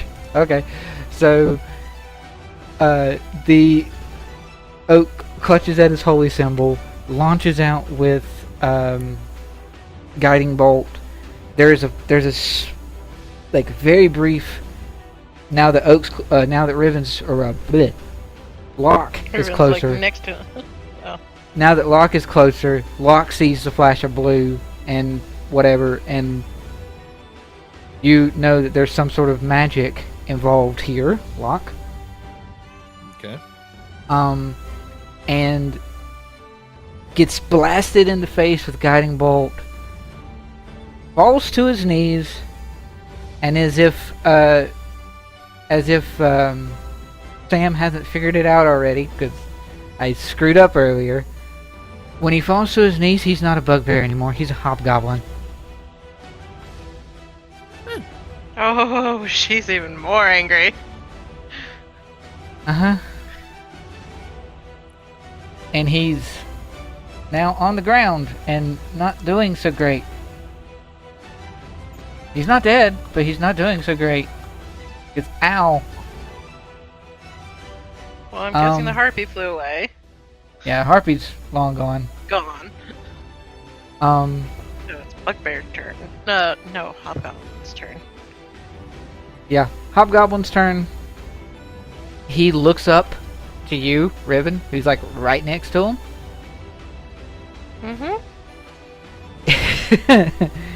he and you're like 5. You said you were 10 feet away, Locke? 20. No, like when Riven did her dash, I followed her for the first 20 feet of her first movement, and then came to stop because I only had 20 feet of movement left from my turn. So, Right. like, I'm still a ways back from however far she ran. I'm still a ways back. Okay, yeah. So he sort of steals himself a little bit, clutches at his hammer, his little warhammer thing he has, and he is going to make a swing at you. Roar. Me? Me. Or not at you, at Riven There we go. with his hammer.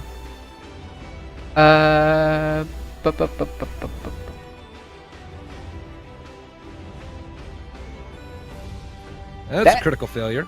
That is a no. Okay. So Can she he- just like backhand the hammer away? It's just like, He- yeah, no. he's like flexes at you to try to strike you with this hammer, and there is this briefest hint of like a flash of green like around his hammer, and then he ends up swinging way hard and missing, hitting the ground, and now his hammer is stuck.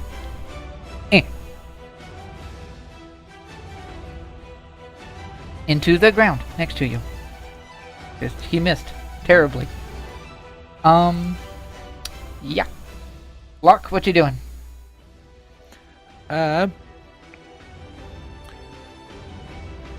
Okay.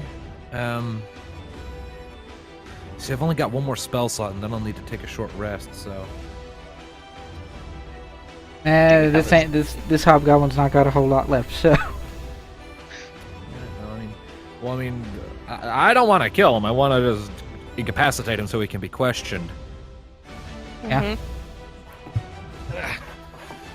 If he's on his knees, does that count as prone so I could get an advantage on an attack of some kind?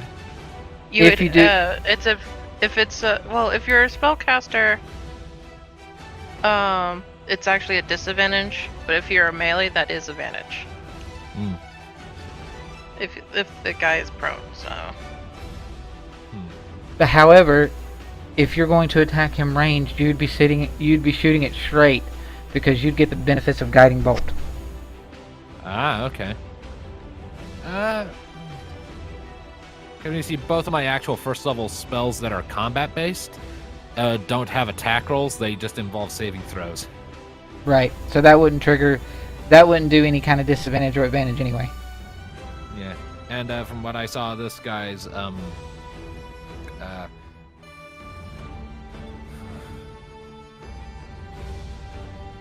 yeah, you know what? Screw it. I'm gonna just. Yeah, all right. I'll just pull out another Eldritch Blast. Again, non-lethal. Make the attack roll normal. 12. Does that hit? No, you missed. She got closer.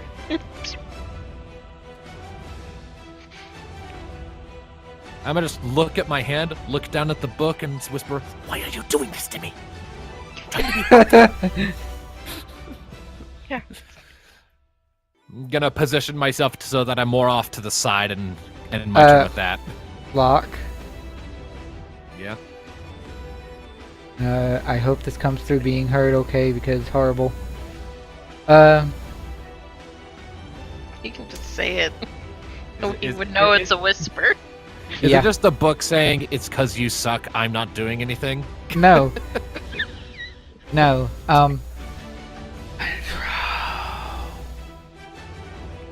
What? Yeah, I figured. Yeah, anyway, just it's control. there. The whispery voice says control. Ah, I see. All right. Anyway. It is your turn, Riven. Yeah, so,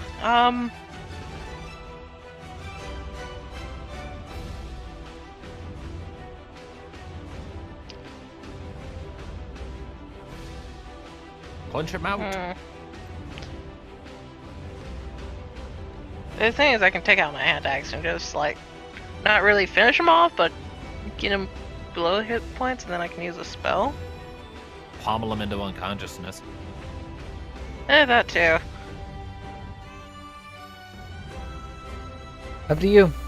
Whatever it is, Yeah, you get I'm it. gonna, I'm gonna Whatever it is, you attempt get advantage. Not that that matters. to- Yeah.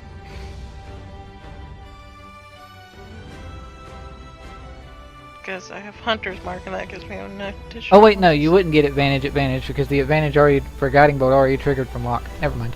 You just get advantage from prone. No, it's until your character's next turn, so I would get advantage. Oh, the next attack roll made. Oh, Yeah. and before the end of your next turn, the next attack roll made on it has advantage. Oh. Yeah. Never mind that. Mhm. So you were right. You still get advantage on melee anyway because he's prone. Yes, I do. Mhm. So yeah, I'm gonna attempt to knock him out. So what is that, like 1d4? Or no, Yeah. I need an attack. You could do 1d4. It's gonna be. I'm assuming just a d20 plus my strength. D20 plus strength. Yeah, wouldn't have your proficiency bonus because you're not a brawler. Yeah. Steel. That hits. Well, I can roll again and see if it's critical because advantage. Oh wait, no, I don't have advantage. No, you don't. But you did hit. I Or wait, yes, you do because prone. Duh. yeah, because prone. Yeah. Yeah, Yeah. no, 19. Okay, that hits. We can figure it out. Numbers. professionals, they're people. Things.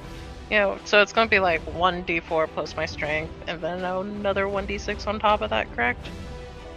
'Cause my hunter's It mark- would be. It's not. You don't have proficiency with unarmed, so it's just 1d4. But then you would get the 1d6. I always thought it was just a point of damage, but all right. Yeah, No, it's like. it kind of is actually. In 5th edition, they. Nerf to that a bit. So a point, but you still have your hunter's mark, so add a d6 to that, I guess. Yeah. 3. Is he knocked out? Yep. Awesome. Woo! Punched him for 4. Good job. Told you I could probably kill you with one hand. Fucking chair. Oh. That was not me reacting to you punching the orc out. That was me having a mild panic attack because I thought I was about to fall backwards. Good job. Because the back support on my chair suddenly decided, yeah, no, and just went. But for the sake, but yeah, but it's still perfectly. Yeah, we can say that's how Locke reacted. So I was just like, All right.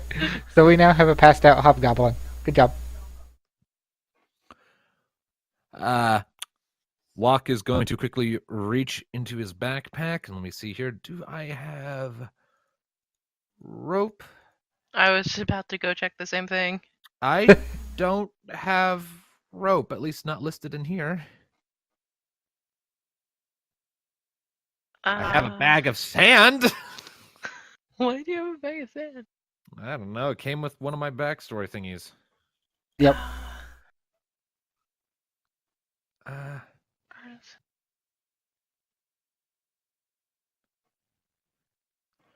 Okay. You know what? Okay, here we go. You have rope? I have 50 foot of hemp rope, That works. so I'm gonna tie him up All right. Tied up and very unconscious. tightly. You have very tightly tied up a unconscious hobgoblin. Do you search his stuff? Yes. So Roll investigation to search his stuff.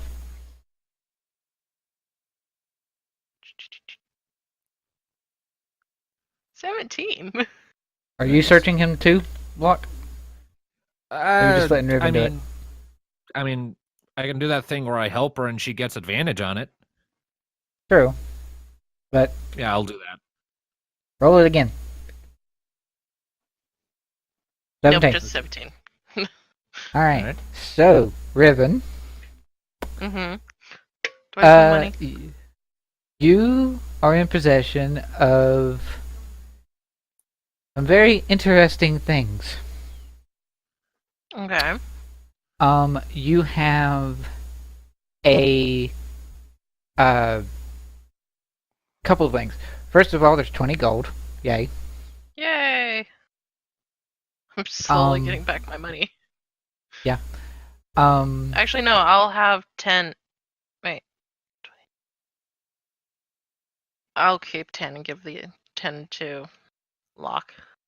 And then I'll cut 5 of that off and pass that off to Oak if he wants it. Oak's fine. You can have the 10. All right. So you find 20 gold, which you then split. 69. That's what I Just you. Oh god. have. Anyway, so Maybe search should have him. taken the 5. you search him. You find 20 gold. You find what appears to be what's Riven's knowledge of the arcane? Ooh. Wouldn't that be a part where she would roll Arcana? Yeah, I True. would have. Yeah, go ahead and roll So- go ahead and roll Arcana. 5! Okay, so no. With that Just in tell me mind, what the shape is. With that in mind, you find a pouch, like a backpack pouch, filled with a bunch of random things. And you find a book. Locke's eyes immediately zero in on the book. Random, and then... one book. Yeah. One And then pouch the- of random pouch. A book. Are you giving the book to Locke? May I have a look at those? Just want to see. She just like holds them out to look, but she's like not actually giving them to him. All right. She's just holding them. All right. I'll inspect the pouch first. What would I roll? You don't even have to roll. Oh. Okay. I Because just you- know what this is. You know exactly what it is because you have the kind of thing yourself. And Riven technically would, but she doesn't have it when it's arcane stuff. It's a component pouch. Ooh, nice. Okay. Any specific components in it? Because I mean, my component pouch right now just has feathers. From the DJ that I okay, murdered of yeah. cold blood. Oh, it's just like Since it's a component pouch, It's an Uh, arcane-based component pouch. Mm. she's just gonna be like, takes it over and then just hands it to him. Like, I don't need it. Right. Well, I'll take that then, and if there are any specific components in there, then I'll take them. Okay, so there are some specific components in there that you can decide to have. All right. Some I'm of them on it. are random, and well, most of them are random and weird. This is why it was a bag of random stuff. You have this little patch. It's like barely 3 or 4 inches across and like 2 or 3 inches wide and maybe like an inch thick of cured leather. All right. Anything else? A drop of some form of like chemical or other. Or technically, it's mercury. I don't know if you would know that right off, but I imagine I probably would. Not many metals are in a liquid state and look like that. yeah. And then the most random thing in there that you find is a stick of butter. Huh. Uh-huh. All right. Neat. And now I'll inspect the book.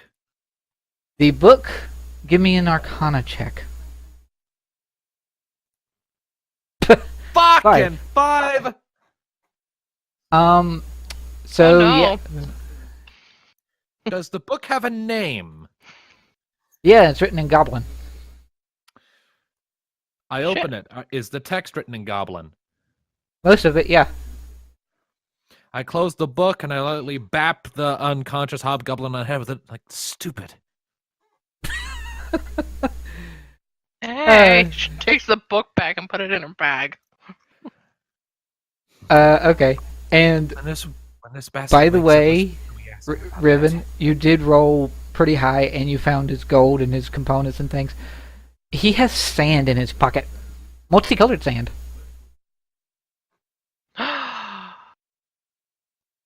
Multicolored sand? Pink, blue, and yellow.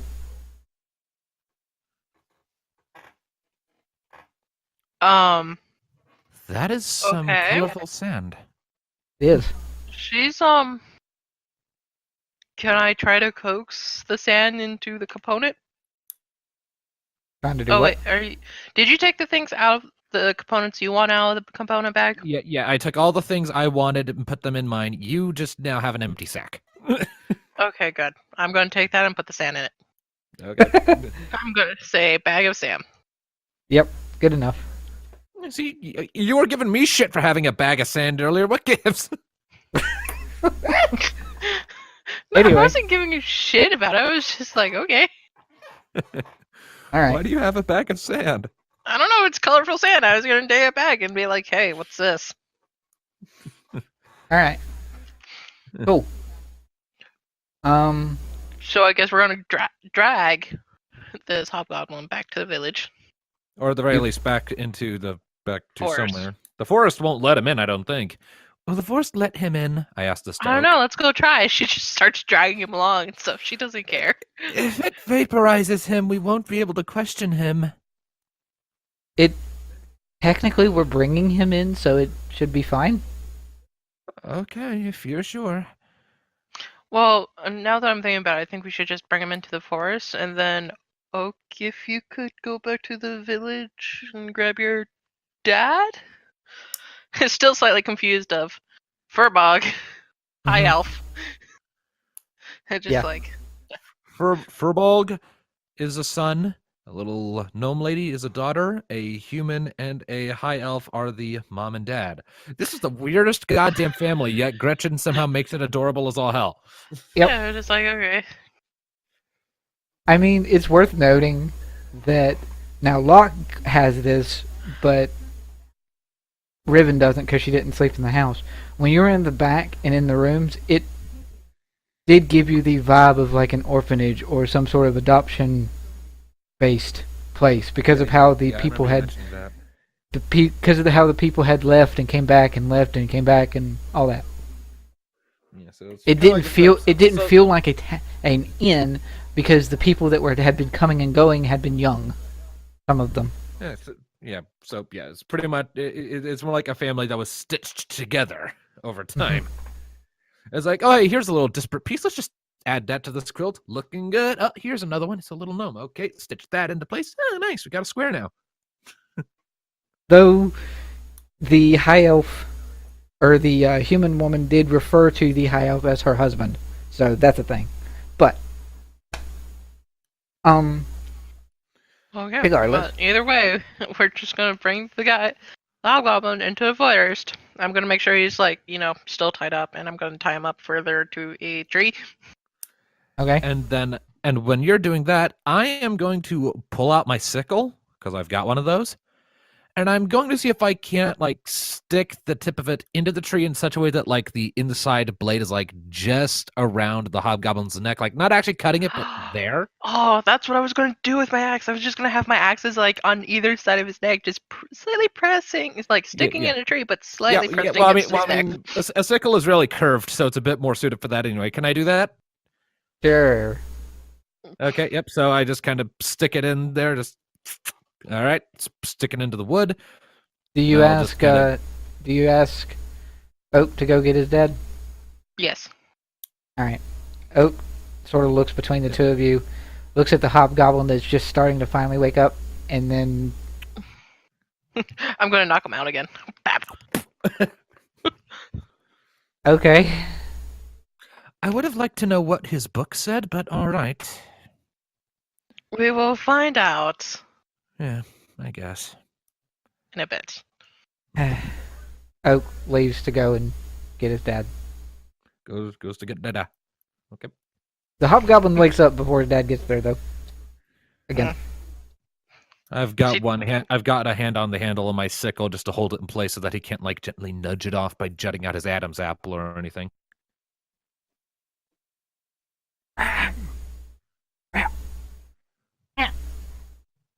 Let me go. No. What? Said let me go. Ah. Did you not hear what I said, Brian? No, I didn't. It kind of sounded like someone else in the background shouting, "Where do you go?" like you almost sounded like Knives for a second. I was confused. Like what? Oh well. Like anyway, yeah. Like this, I suddenly No, have just people, I was like where'd it go? No. Weird. All right. What do you want? Yeah.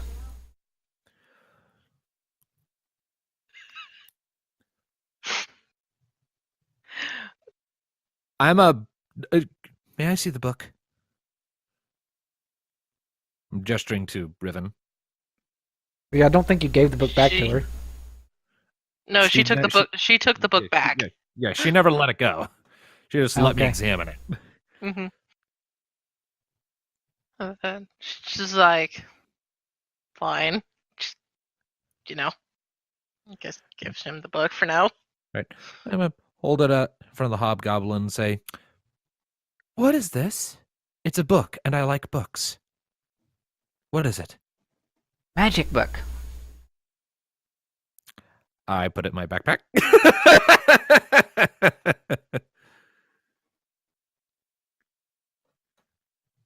He tries to get away and Griffin sees just sits there and like stares at Locke.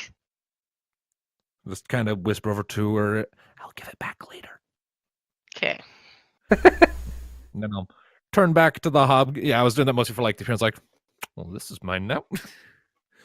Then I'll turn back to the hobgoblin and say, "All right, Riven, take it from here. All my questions are answered." And I'll keep a hand on the sickle just to contribute to the situation so that the guy doesn't knock it away or anything. But aside from that, my contributions to this interrogation are done. Okay. He's the hobgoblin's trying to get away, but is amounting to nothing because of how effectively he is trapped, and he doesn't want to decapitate himself. He don't want to cut his own head off. Mm-hmm. She's gonna sit there and stare at him, like, really, really. Want to roll intimidation? Yes. Can he get But- advantage because of how yes. fucked he? Oh, can how fucked You would this get fucker advantage is? because Locke is technically helping. All right. Ooh, 21. 21. Okay. Okay. He's scared witless. This is one of those things where the guy just starts babbling incoherently in the hopes that he spews out something we want to know. No, Oh, yeah, these are he- hobgoblins. These are hobgoblins. They are military style trained. They are nasty dispositions. He yeah. He he actually starts chanting like a mantra of some sort in Goblin over and over and over and over and over and over. What does that mean? I'm genuinely He's curious. I don't. probably praying to his god. Well, I'm genuinely curious. I don't know, Goblin. He does. I look at the hobgoblin. What are you saying? I'm curious.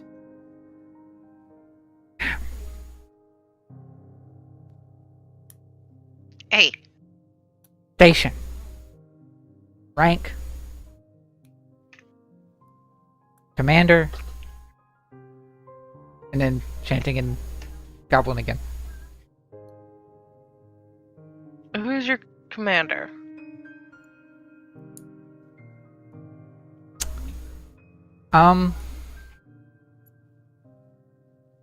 Yeah. It is a super, like, Really fuck goblin name. yeah, very. But I'll give it as something that you can remember later. It's just, since you don't know Goblin, it's not a, I'm gonna flavor it as it's not Easy something for thing. you to easy pronounce. Right.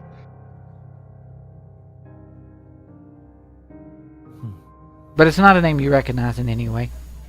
Well, no, because of course I wouldn't know any names. I've been too busy killing them. Anyway.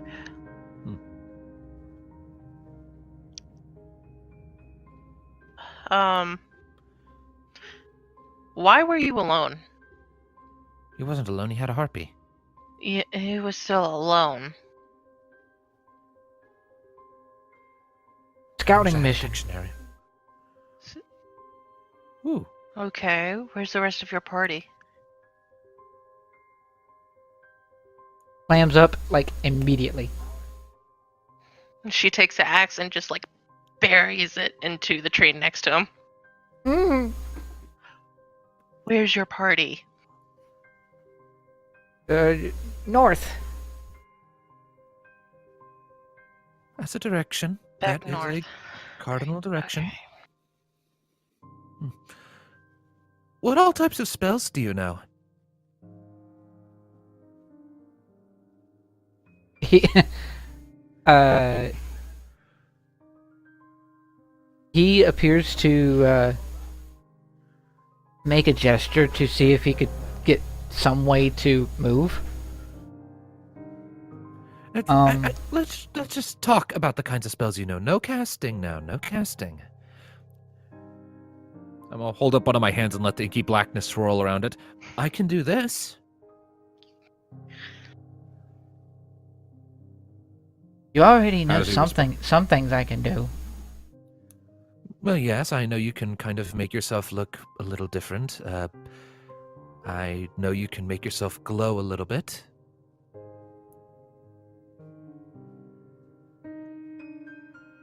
But I'm interested in magic. I'm genuinely curious. Sort of blinks at you. Your quarrel with this forest is not mine. I'm just tagging along with this lady because I owe her a favor. Yeah, my quarry is with your kind. What Yeah, so I have hobgoblins do to you? Hmm? What hobgoblins do to you?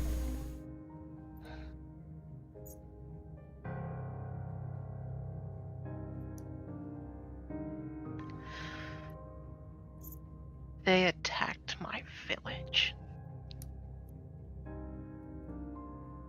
Those hobgoblins, not me. But you said you were a scouting party from north. How do I know you're not lying to me? Want to roll insight? Yep. Will this be advantage because he's still scared shitless? Sure. Roll it again. 18. It seems to be that from his perspective, at the very least, he knows nothing about his troop attacking a village, a orc or a half-orc village of any kind in the north. That's the thing, it wasn't really a half-orc village. Well, It was like just an ever so slight mixture, but there was never any orcs in there. Back around the story, but okay.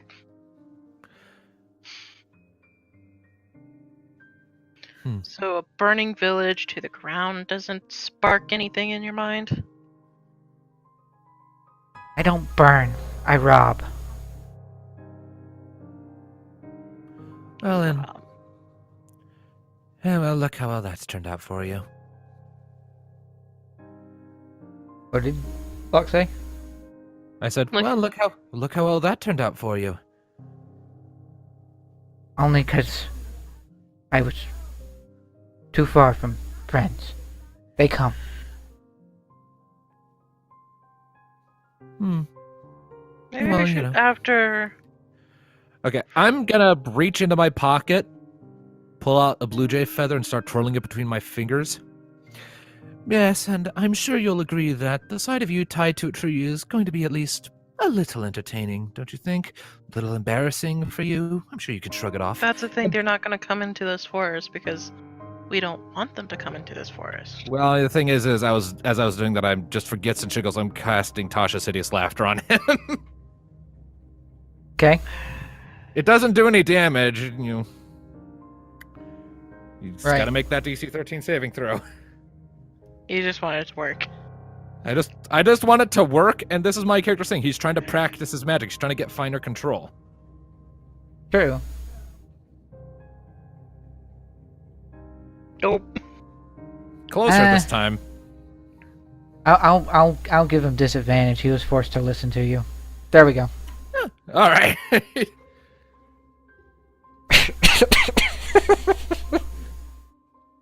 All right, so he's going to be laughing for a while. And at that moment, Riven just takes her axe out of the tree and stuff and kind of pats where she made the mark stuff. at that moment, Kelithir comes walking back up with Oak. Something about a hop. Why is he tied to the tree and laughing? Oh, just give him a minute. I told a really funny joke. I would be careful. I would keep your distance, sir. I'm a high priest, cleric. This You're an elf. That's my line. Hobgoblins What does that aren't matter? elves. Hobgoblins will do anything to go after elves. I'll just toss the goblin spellbook over at Oak so that he can pass that to the high elf and give it a look and say, what do you make of this? Do you speak goblin? Or read it, rather? Oak sort of looks over it and just goblin look. Spellbook, apparently. This guy's. I gesture at the hobgoblin. That's interesting. Dad, anything?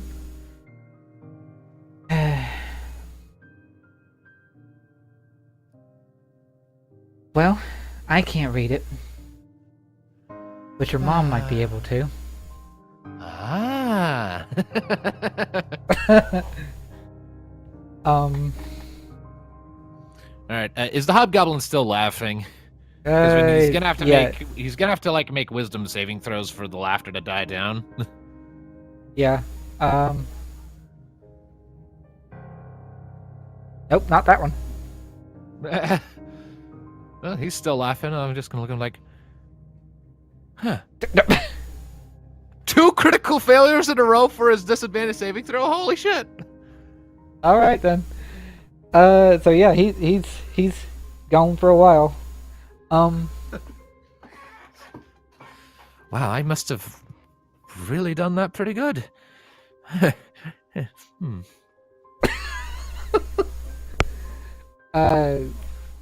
Kelithir, the high elf priest, sort of looks to the to Riven and the hobgoblin. He's okay. Yes, hobgoblins despise elves, sure, but I'm a high-ranking priest. Some bandit, maybe even a magical wizard bandit hobgoblin, not going to be able to do anything to me.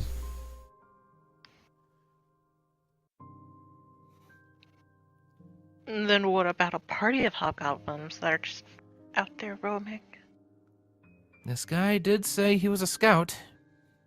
And he had a harpy who then ran away.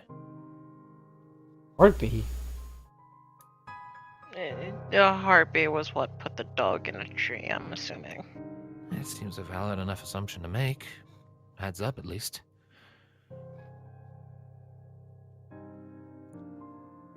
But wait, how did the harpy get in here? That sounds like a question for the hobgoblin, who is still laughing. No. I'm gonna lean over and I'm gonna give his face a few sounds like, hey, pay attention. And that'll give him advantage on his next throw. It's the magic that protects this book. It is at its strong ground level. If the harpy never touched the ground and was fast enough, they would be able to weave through the vines that would prevent it from getting captured. But I still slap the hobgoblin, so yeah, pay attention. Yay! Yay! And why are you wanting the His hobgoblin? diaphragm must be really sore. You have Hobgoblin is slowly starting to stop laughing and is now staring at Kelithir, who is staring back without any degree of anything.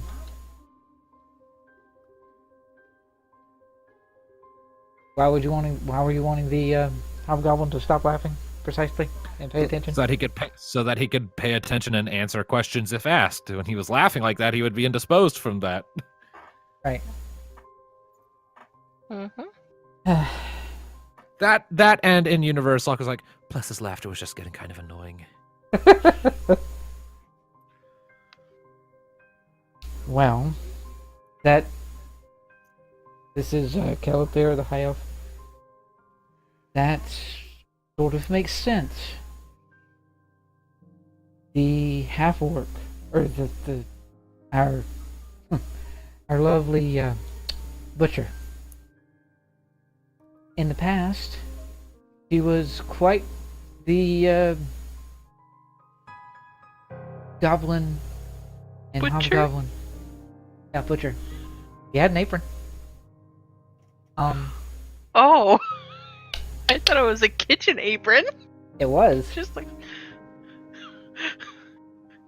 that kind of messy, okay. Uh-huh. So, yeah. In the past, she was a hunter of goblins herself. She enjoyed having fun with the little creatures, apparently, or so she says. And I figured they would get annoying. well, maybe that's where the fun was. Regardless, this encounter with these hobgoblins may be related to her past more than anything. That would explain them taking the dog, because the dog is actually not her dog, not her dog she hunted with, but rather her part of his litter, or her litter, rather.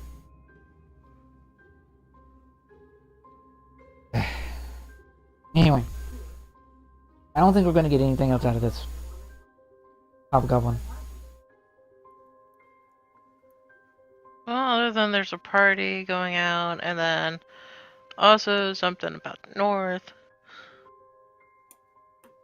He, Kelithir sort of just, he's still trying to size up Riven. He hasn't quite figured her out. He's figured out Locke, that was easy. No, she's like dead staring at him like she wants to murder him so bad. Murder. Hobgoblin, right? The hobgoblin, yes, not the high elf. I was gonna say. Yeah, that's the direction my eyes going. You want to hunt down the hobgoblins.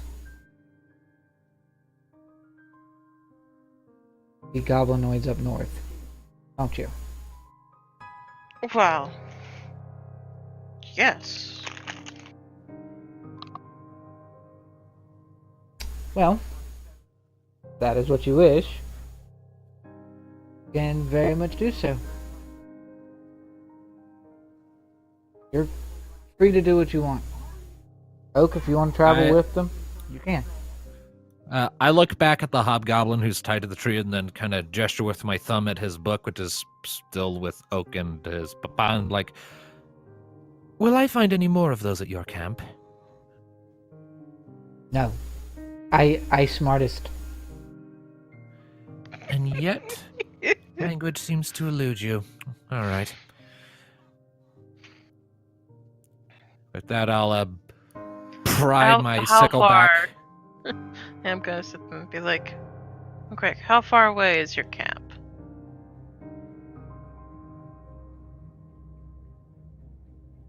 They travel north.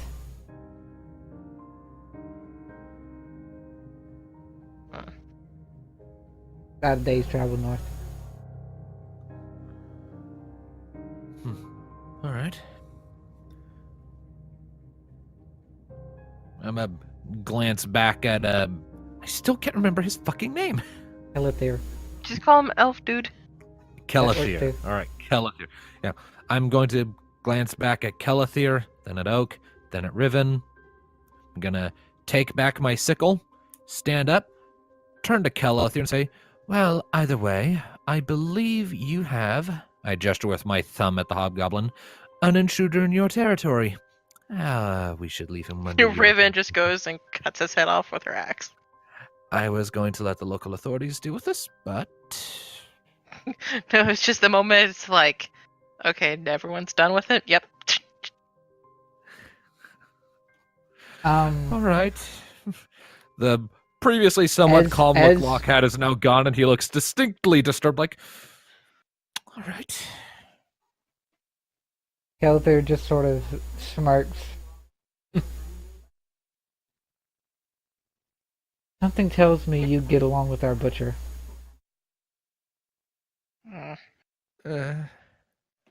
Not really. Fair enough. So are we wanting to... She's gonna like start taking her rope back. And then she's just like, are we going to have someone look at that book that knows Goblin? Is there anyone back in the town who knows Goblin? Asking Oak. Oak sort of like scratches at the back of his head a little bit and goes, yes and no. Tell me about the yes. My mom can read it, yes. I'd very much like to know the contents. So, also, I'm gonna go to the high priest and be like, and she's gonna hold up the bag, the bag that's filled with sand, and be like, can you tell me what this is? That is a bag of sand. But colorful. You say Pretty sure that You said something about this hobgoblin being some sort of a mage. Yes. Yes. I mean, he said that's his magic book. I'm gonna cast Detect Magic on the bag of colorful sand. The sand itself is not colorful, but the like spike of magic of you doing detect magic, um, goes off, But you told me it was like different, like 3 different colors of sand. it is. Okay. Hence why I said colorful sand. It's colorful. Basically, it's sand that's colorful naturally. It's not that it's magic sand that makes it Okay. colorful, but it's colorful sand magically. It's basically high dollar sand. So it's not magical? The sand itself isn't. No. I drop the spell and say, it's just sand. Yeah, I can use it. Yeah, I mean, I have a bag of sand too. It's not that strange. Kelithir sort of puts his hand to his temple in a sort of like a somewhat like a face palm, but not quite. And it was probably for his color spray, as in the spell. I don't know what that is. She starts heading back to this village. With that in mind, I think you two are making your way to investigate the look into the wizards the book from the magic We're book from gonna go see if we can get this, understand this book. Yes. Yeah. As you are doing so, I would like to inform you of 2 things. One, Locke, you start to make your way close back towards the village, and your detect magic that you cast earlier, you feel it sort of flare up, and this magic is extremely familiar to you. It's your magic, quote unquote, your magic, and your book, your black book, flares, glows green, and shoots out of your pouch and lands on the ground and opens. Ah! Haunted book. So, yeah. Remember how you couldn't read it before? Uh-huh. Look in your handouts.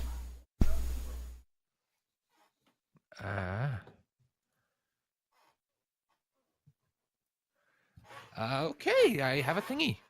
You have a thingy. Ooh. Let's see here. That is a weird fucking word, all right.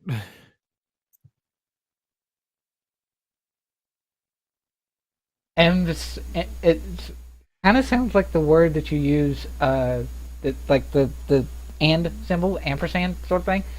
Ampersand. Ampersand. Wind. There we go.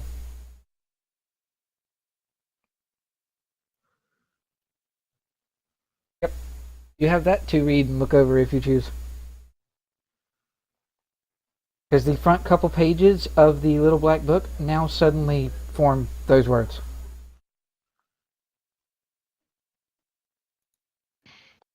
This is a book that you've been trying to understand, right? Yep. I don't know if Riven would know that directly, but yes. No, I was just asking out of character. Yeah. Other than the goblin book. Yep. I'll Make sure. Yep, I'll kind of gingerly pick it back up, realize I can read those few pages and be like, oh. So, you guys are making your way back to town? I like how no one is commenting on the fact that my book came flying out of my pouch. I was afraid someone was going to make a big hubbub about that. I'm getting to that. Riven said haunted book. Yep. Riven says haunted book. Kelithir sort of looks at the book. Warlock. That explains your dark magic. I just kind of give him a sideways glance, go back to looking at my book.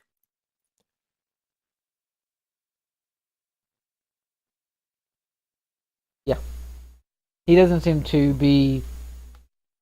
He seems very indifferent to the fact that you have said dark magic book.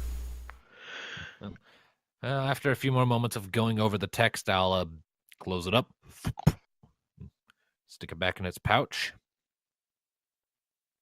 All right. Yep. And you're making your way back to town. And you enter back into the shrine area, sort of thing. And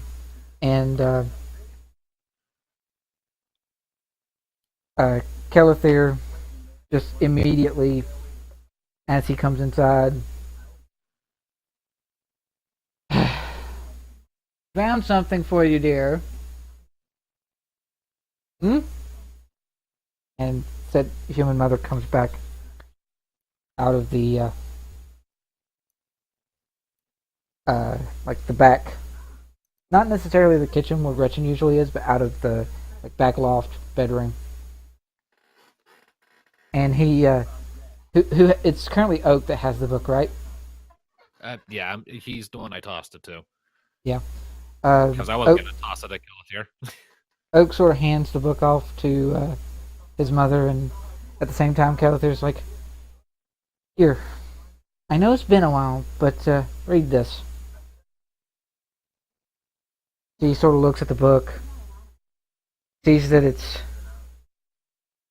in goblin text for a bit. Okay. Opens the book up.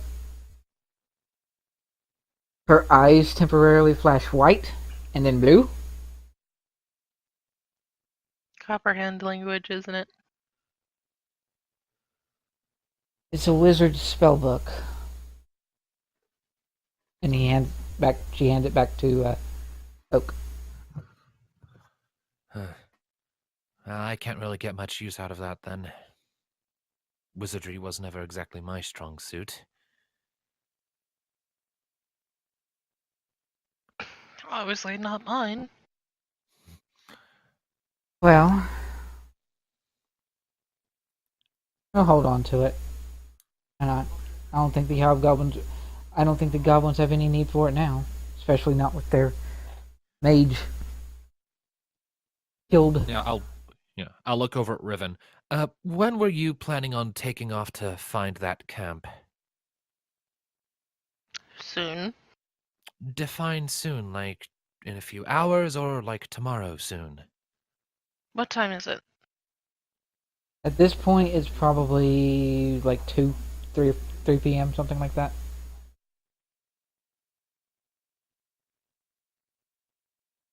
No.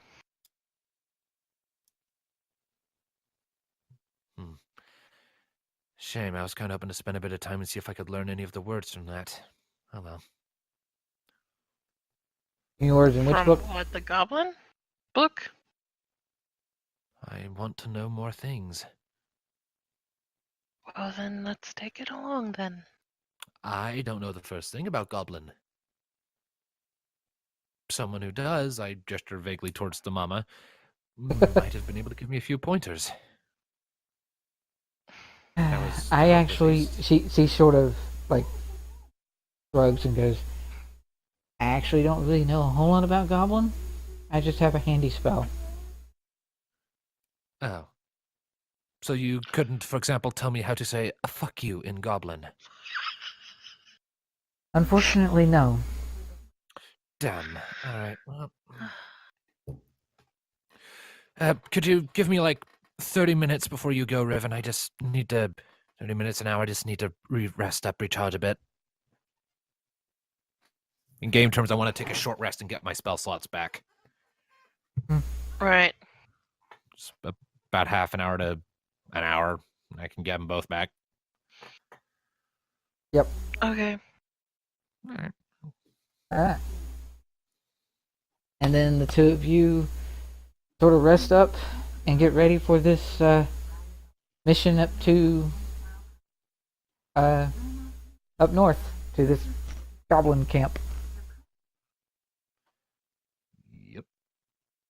Yeah, and so this time Riven's just like sitting next to the door, just kind of like, how much longer?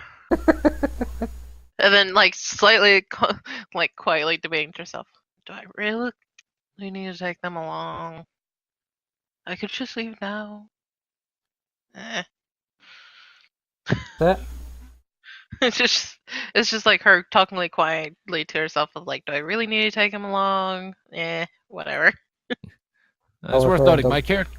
Well, it's worth noting my character doesn't even necessarily want to come along, but he feels he needs to. Not anymore because of that debt he feels he owes you, but more because his patron wants him to learn control.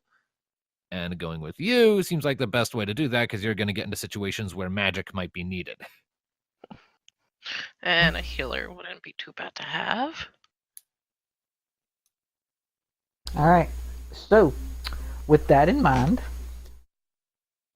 I think I'm going to end our lovely session here. That's a big fat to be continued. Yep. Uh-huh. Yep. Also, in case it wasn't more directly apparent from the Haunted Black Book, you're level 3 now. Yay!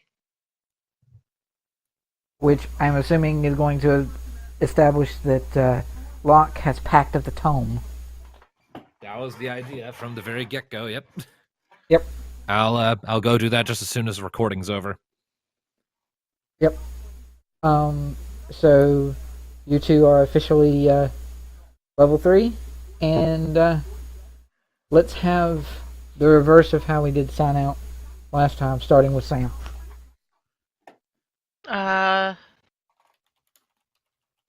This has been Shadows of Gradiriel. Okay, this has been Shadows of Gradiriel. Gradiriel. Gradiriel, whatever! Weird names! I can't do names, okay? I pronounced it Gradiriel because there's that I in there, but whatever. Gradiriel. Well, you said Just that easier. this Okay. world, whatever world we're in. So what you're saying, Sam, is every time you're doing the first part, you're always going to say Shadow of blah. It's just like, I'm gonna attempt to keep saying the word until I eventually get it right. Shadows of this place right here. I don't care. I want to go kill shit. Yes. Alrighty then. And then to you, Brian. We're probably Or gonna next try time and on. find. And well, we're probably gonna try and find a hobgoblin camp, and if we can, we'll probably roast it or get roasted trying. Because that's not intimidating at all. Yep. Roasted, dead like a ghost, dead. Just dead. I can comment, I swear.